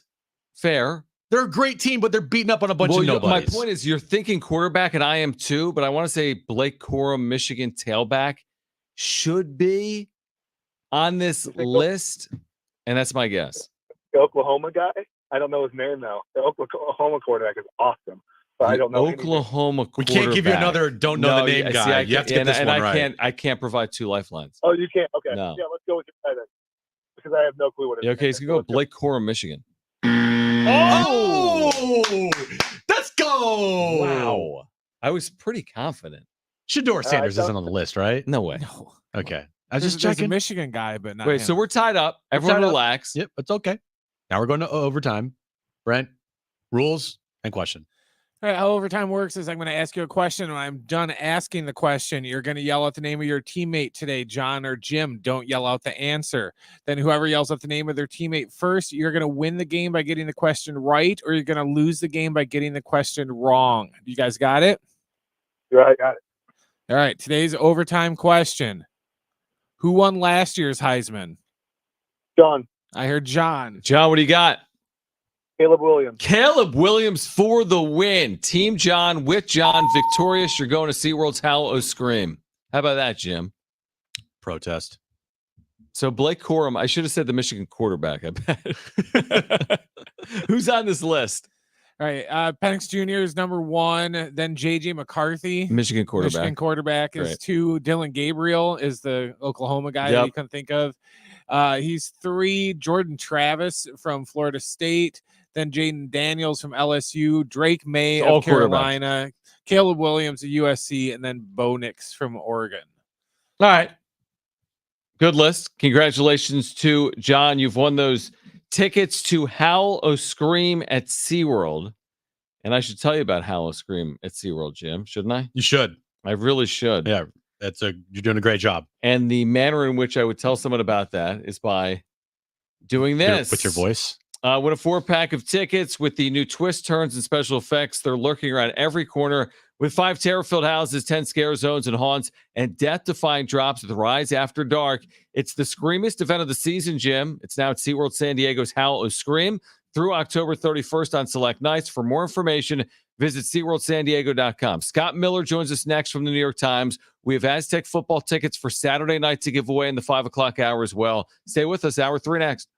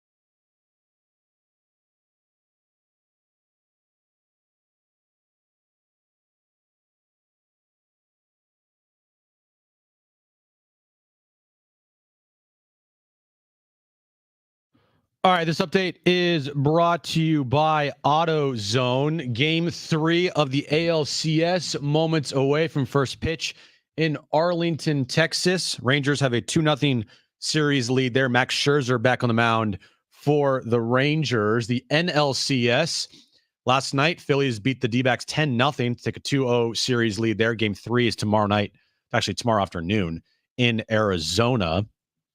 And tonight, the Brady Hoke Coaches Show, 6 p.m., right here on San Diego Sports 760 with John, Rich, and Coach Hoke.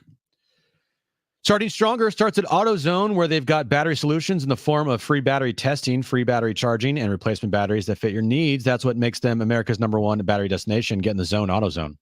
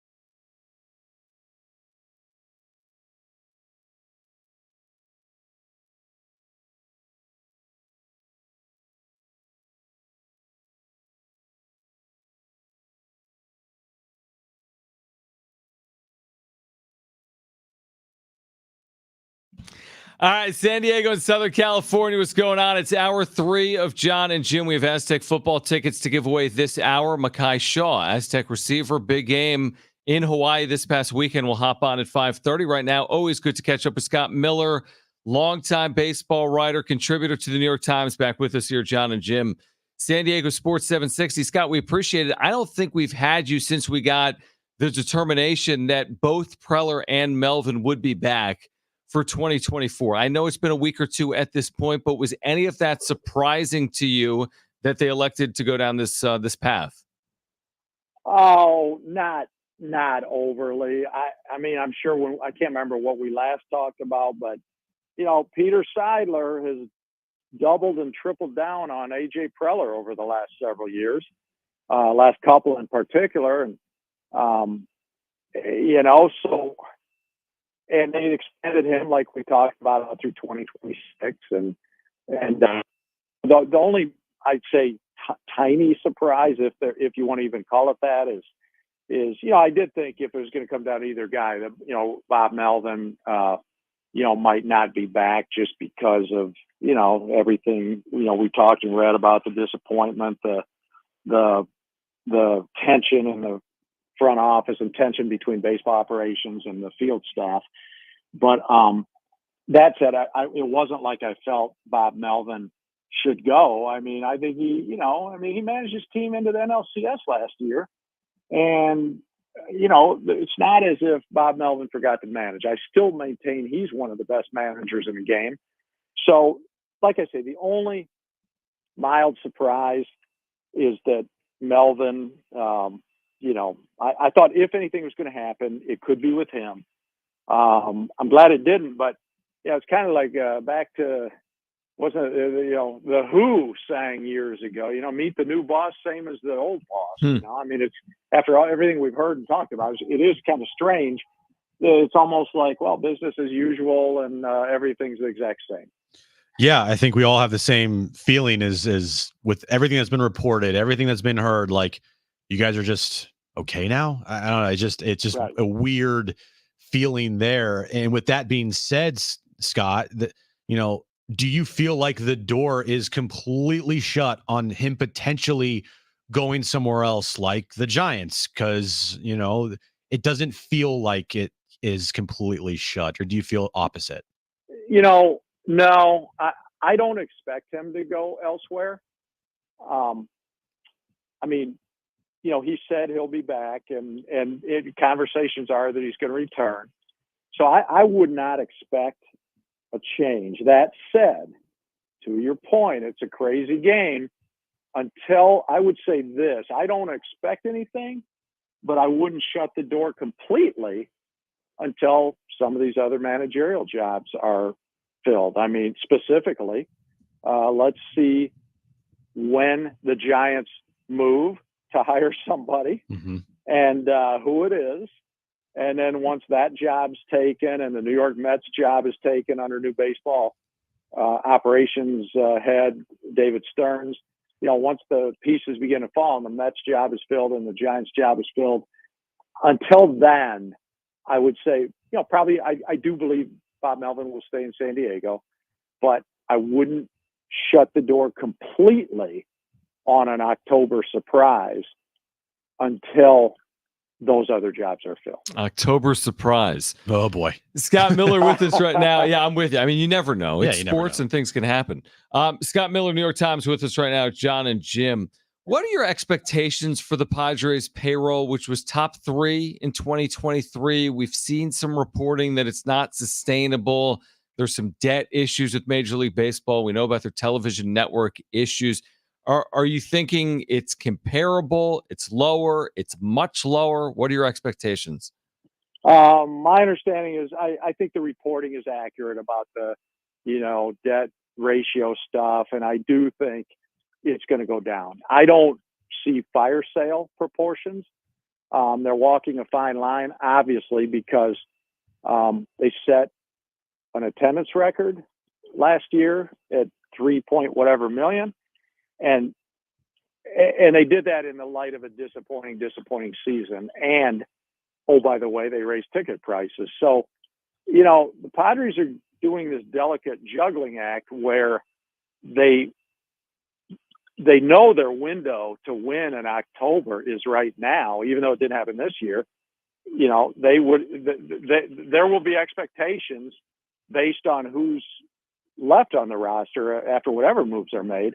There will be expectations that the Padres are going to be contenders next year. And from that perspective, where they're juggling everything is you want to maintain being a contender. You clearly, for business reasons, want the butts in the seats that came this year. You don't want that to decline. So if you're going to cut some payroll, which I do think they have to do, you don't want to do it to the effect where all of a sudden now you're turning fans away because, then that's going to turn into a self-defeating prophecy, right? I mean, you start cutting, again, I don't see fire sale proportions, but if you cut too much, then fans are like, wait a minute, you raised the prices, you didn't win last year. Oh, we don't get to see this guy.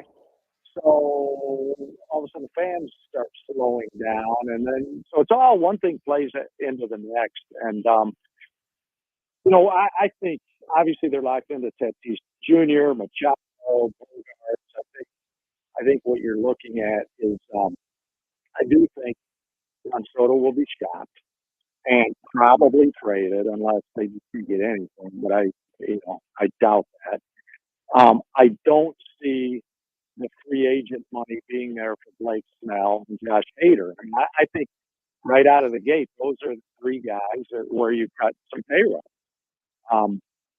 Obviously, pitching is a volatile commodity, and as great as Blake Snell was this year, and I do think he'll win the Cy Young Award, that'll be a big hole to replace if he leaves via free agency. But the flip side is, just look at, right now, it's the bottom of the first inning, Houston, Texas, game 3 of the NLCS, and there's Bruce Bochy, 2 wins from going to the World Series. And I bring this up because Texas knew they needed pitching. Last year, they signed free agent Jacob deGrom. That didn't work. He got hurt almost right off the bat. They juggled some other guys like Nathan Eovaldi, and some produced more than others this year. The point is with the Rangers, the pitching's got a fluid situation. Even up until they got Max Scherzer at the trade deadline, and then he was hurt, and now here he's making his comeback tonight in game 3 after not pitching for the past 2 months or whatever it's been. So I'm bring all that up with Texas to say, here's an example of a team that was short on pitching, went out to get pitching, had to go to plan B and plan C when the original pitching didn't work, and they were able to figure it out. So that's, I think, what the Padres are going to have to do. Because I do think they're going to, AJ Preller can be, to sign with somebody or two or three to replace Blake Snell and to figure out what the closer situation is going to be. Because I do think Hader and Snell, it just makes sense that they're not going to be back. And I think people should just kind of get used to that. And it doesn't mean the Padres can't win next year. They're still going to have a really talented team. But that's, to me, where the juggling act is going to have to happen. And hopefully, assuming they trade Soto, they get decent package in return, and that turns into a really proposition. So you said the Soto trade there. Is that what you think they should do? Or do you think they should, do you think they should trade Soto? I do.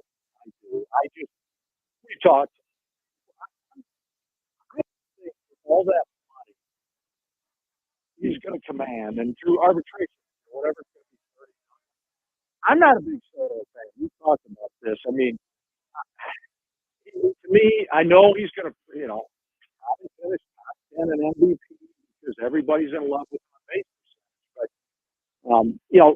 But, to me, Trent Richards on base percentage goes up to 40%.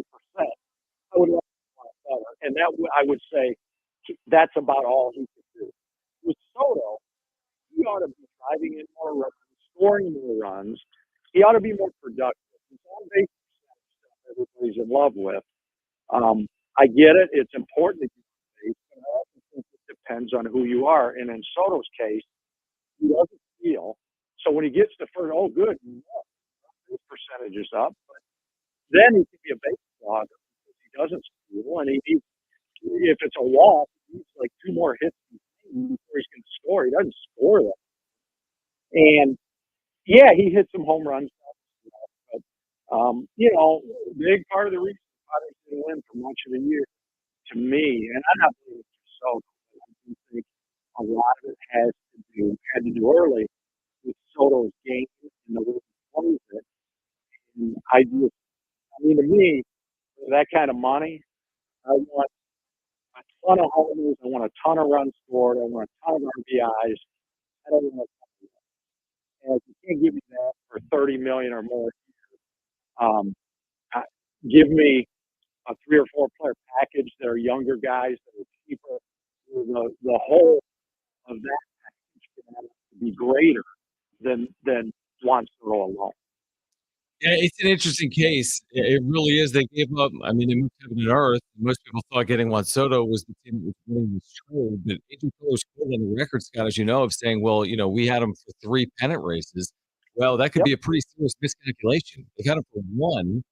If he's out, it's not going higher than 1. Regarding Preller, just real quick, Scott, on that front, obviously full faith from Peter Seidler, a sign through 2026. Could they have another season like this? And would they continue to go down what is it going to take potentially for AJ Preller to not be the general manager of the president of baseball operations of the Padres? I mean, I think, another season like this. I think he's going to be under more pressure than ever to win early next year. And also, I'm interested to see what they do this winter. I know there's some chatter about, maybe a higher general manager under him. I do think he could use some better support around him. I mean, specifically, a general manager who, with experience in the game, guy that's been there, done that could maybe work with Preller. But I don't know how he would take to that because he's so accustomed to economy. But I do think it will be interesting to see if they try to add any support to him for him. If this guy. That said, I think to your question in terms of his shelf life in San Diego, really 2 of the last 3 years have been crushing defeats, right? I mean, last year was great. Everybody around town was excited. But 2 years ago was whatever Seidler and company termed it, the epic collapse, a historical collapse that only happens once. The year Machado and Tatis were, yelling at each other in the dugout. I mean, the last 3 years, it's really been quite ugly in terms of results versus vis-a-vis expected results. So I think next year they're going to have to get out of the gate pretty good. And I think if they don't, that might be what starts to fire, to make some of the Padre leaders think, wait a minute, we really need to look harder at this than we look like. Scott, before we let you go here, Phillies are on a roll. I know the Rangers are on a roll as well, but it just feels like the Phillies have been dominant, having just home runs left and right. They're unstoppable at home. Are they your pick now to win the World Series? Are the remaining 4 teams? It's hard to pick against them. Yeah, I mean, and I know I look like a front runner. Philadelphia, Texas, Series with obviously Philadelphia and Texas are each up 2 games. That's certainly what it looks like right now. I mean, I wouldn't really discount Texas. You've got a really strong lineup there, and I'll tell you what, you guys know it's almost like never. Yeah. But that said, yeah, I think the Phillies, they sure look like they're on a mission. I mean, we saw what they did with Padres last year. I think Padre fans appreciated that, hey, it's too bad the Padres couldn't have gone on the World Series, but that was a really, really good team that beat the Padres. And that's just continued in this year. I mean, they added Trey Turner. He wasn't even on last year's Phillies team when the Phillies played the Padres. And, two Kyle Schwarber and Bryce Harper, they added Trey Turner.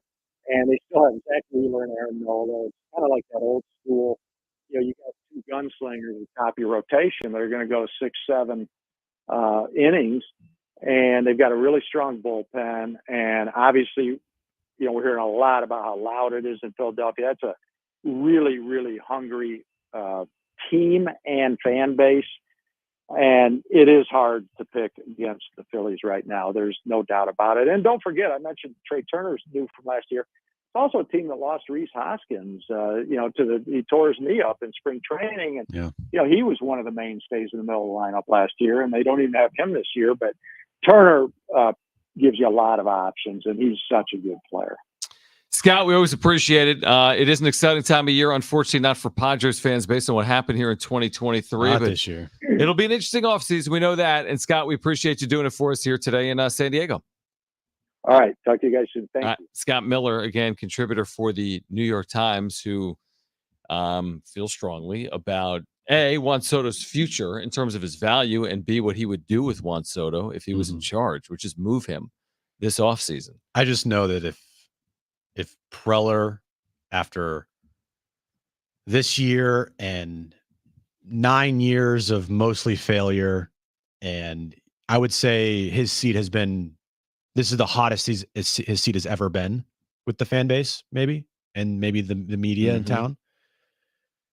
One of the first moves he makes in the offseason is trading your best player. It's like, hey, I don't know. Talking about putting more focus on your seat. I don't know about that one, dude. How about this? 360 says, love this guy. Finally, somebody who gets it about Soto. Spot on. There's a curse word in there as well. And then 703, that take on Soto's on base percentage is trash.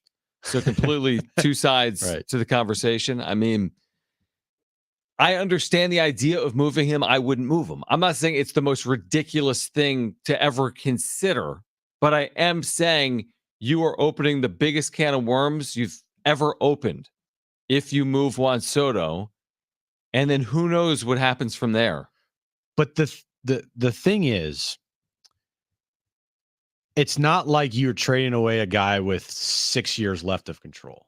Well, no, that would be a complete disaster, right? He's got 1 year left. The odds of him re-signing here, I don't think are better than 50%. No, they're not better than 50%. No. Not even close. And so you move him, and I don't want them to move him. I'm just using this as an example, or the other side of the coin here.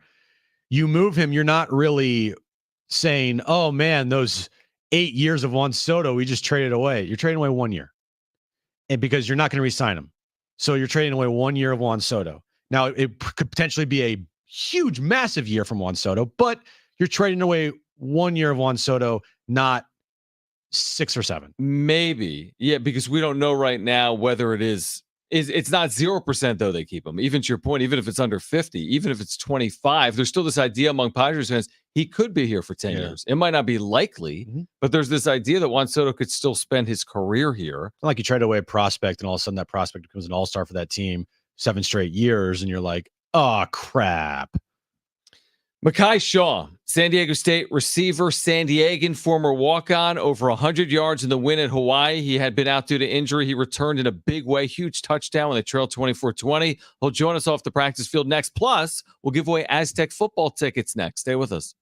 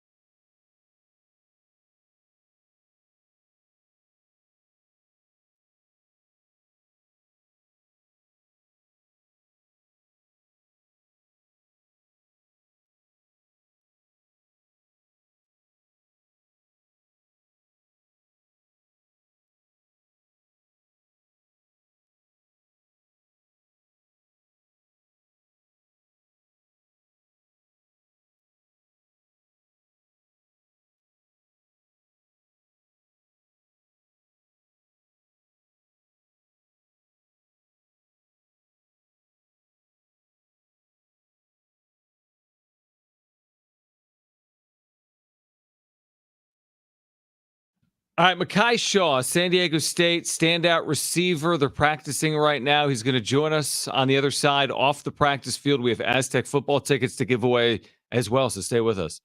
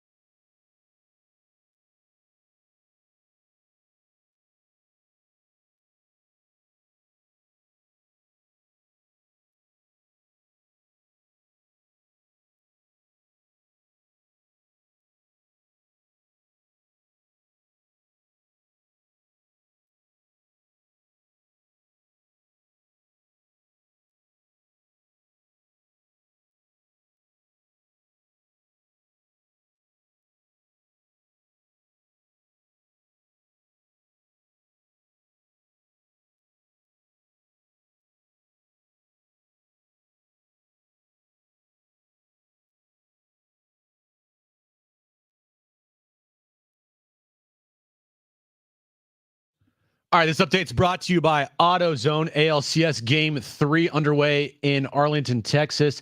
The Astros have jumped out to a 3-0 lead. The bottom of the second inning there. They trail that series 2-0. The Phillies have a 2-0 series lead over the D-backs. Game 3 of that series is tomorrow afternoon in Arizona. And tonight, in about a half hour from now, the Brady Hoke Coaches Show with John Rich and Coach Hoke right here on San Diego Sports 760. Starting stronger starts at AutoZone, where they've got battery solutions in the form of free battery testing, free battery charging, and replacement batteries that fit your needs. That's what makes them America's #1 battery destination. Get in the zone, AutoZone.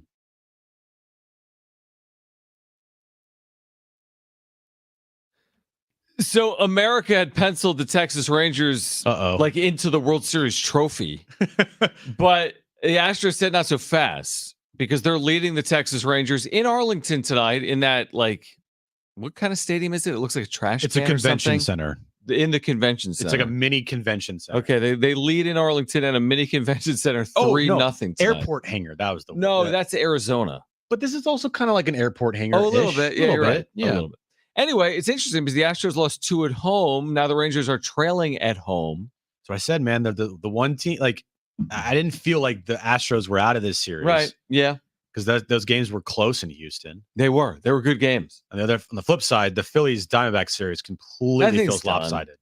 Completely lopsided. And we'll say that until the Diamondbacks lead 1-0 tomorrow. Or they win 4 in a row, and everyone's like, what the hell just happened? Right. Exactly. But yeah, Astros 7th consecutive championship series, leading Texas, trailing 2-0, leading right now 3-0 in the second inning. Listen to this real quick.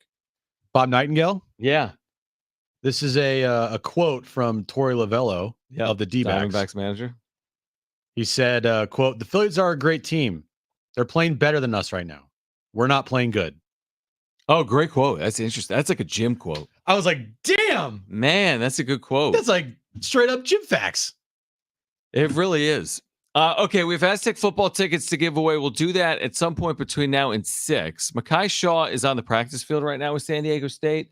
It should be off for the next couple of minutes. We hope to connect for a few minutes with Mekhi.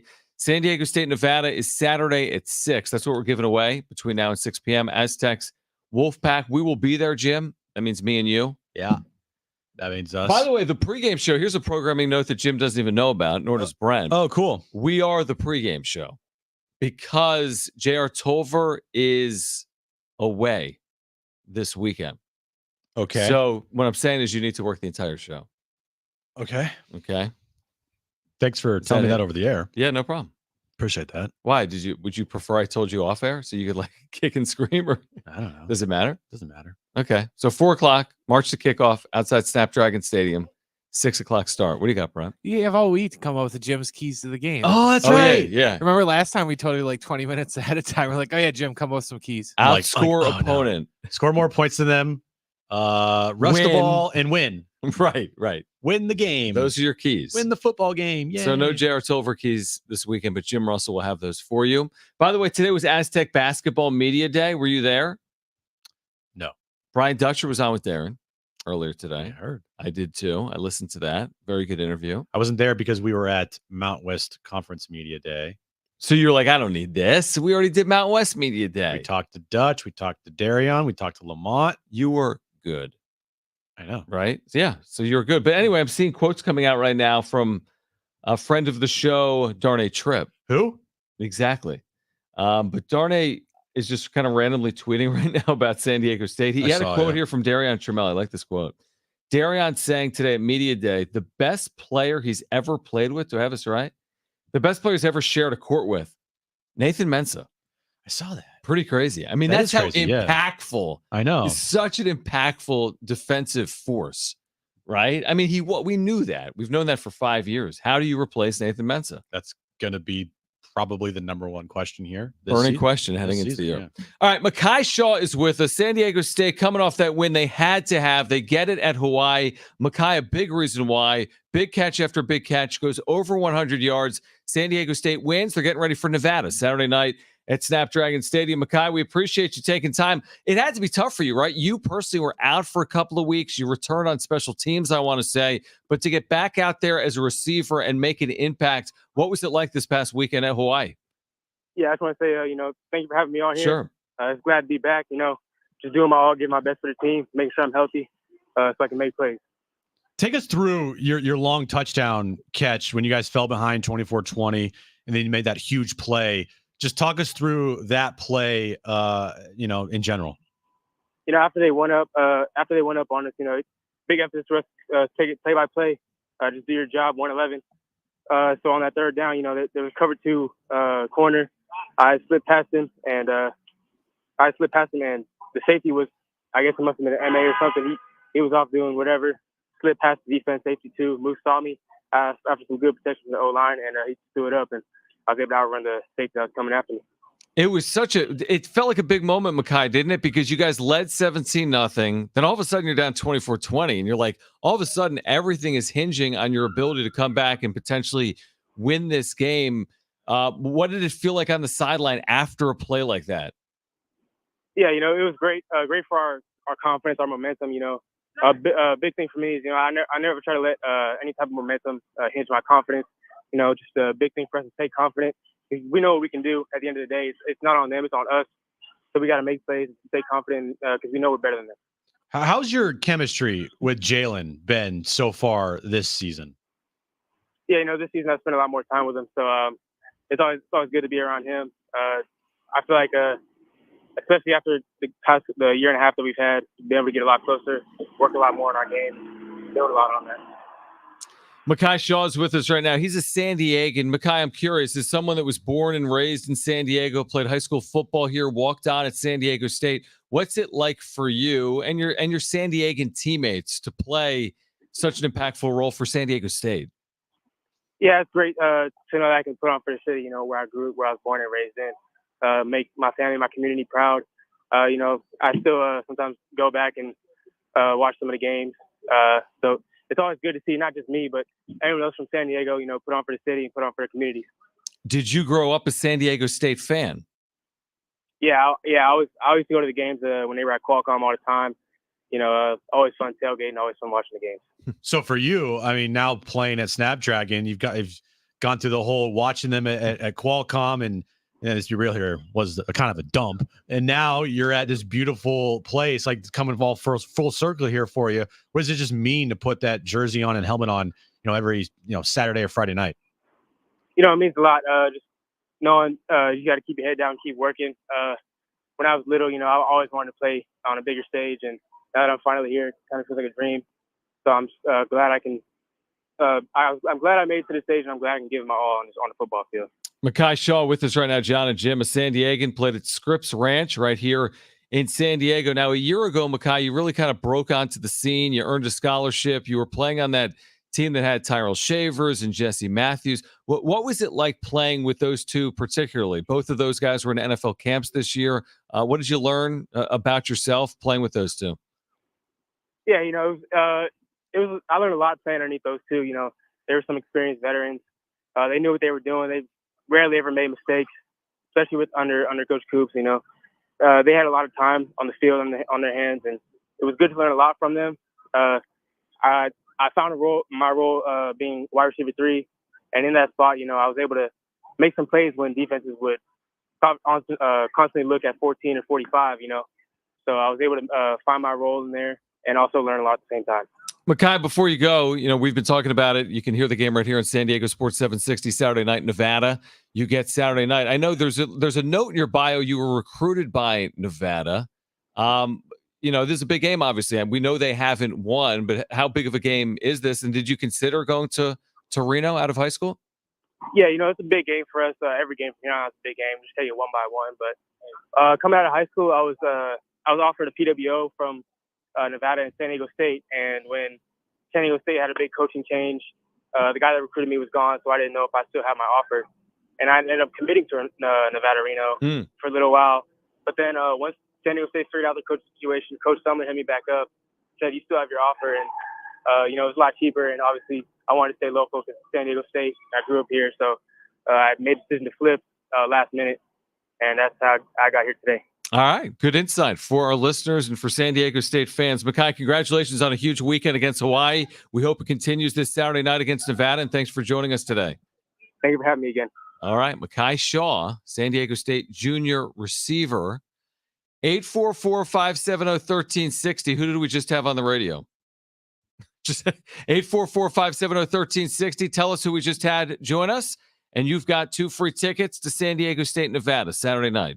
2 free tickets. Call 844-570-1360. Tell Brent who we just had join us here on Jon and Jim. I know who just joined us. And his name rhymes with Makai Shaw.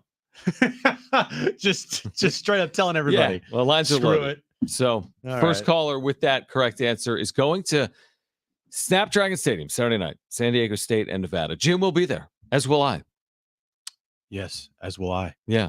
And as will you. Yeah, we'll all be there. And as will me. I'm looking forward to it. Saturday night. All right. On the other side, I think Jim is looking forward to his back page. Are you? I am. Okay. That's next. Stay with us.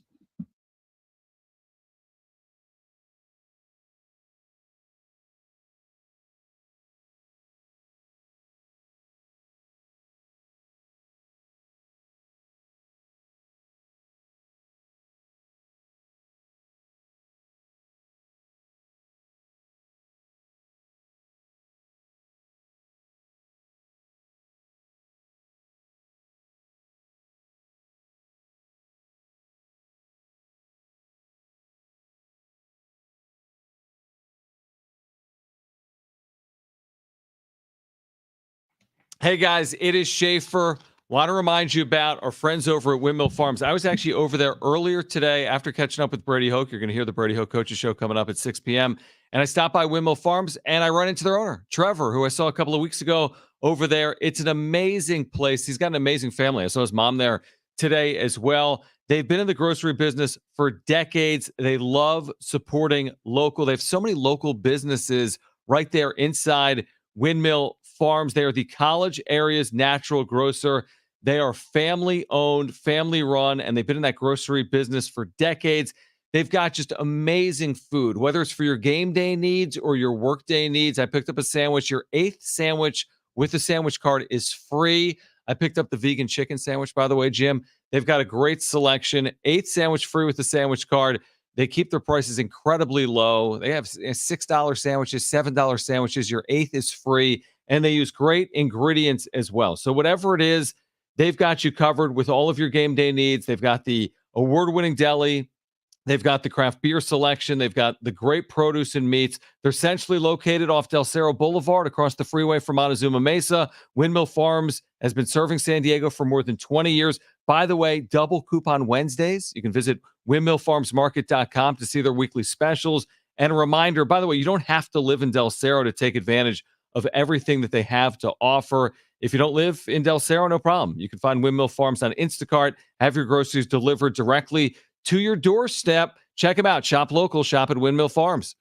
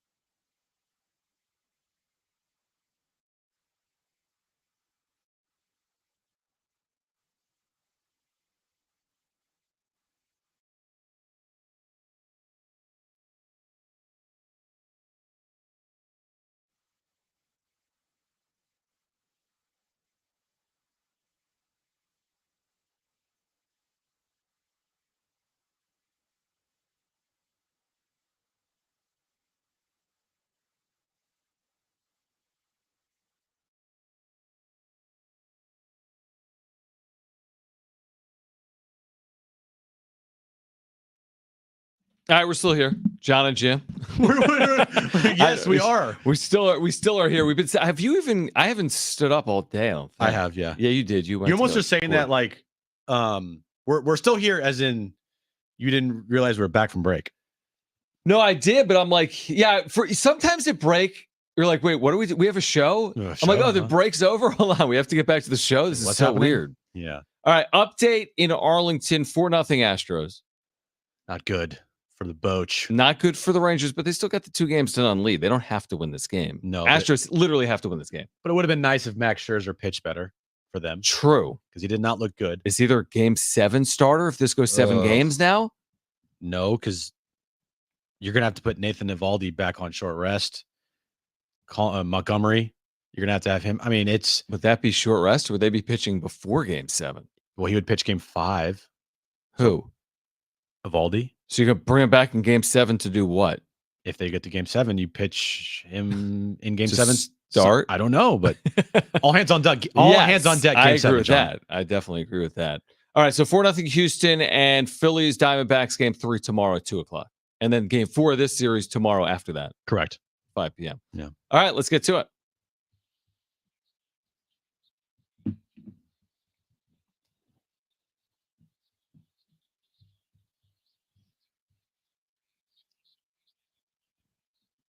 Would you ever live on the moon? No, I don't think so. I don't, because there's How no much one there. is rent on the moon? It's It's more. less than San Diego, but Does the trolley go to the moon? there's nobody there. What are you supposed to do? Well, if you don't like San Diego County, which is now the number one as far as like rates go, highest renting place to live, highest place to live. Wait, what are you saying? It's the most expensive city in the country. We're number one. Yeah, we're number one. Most expensive place to live in the country. Right. Is San Diego. It's ridiculous.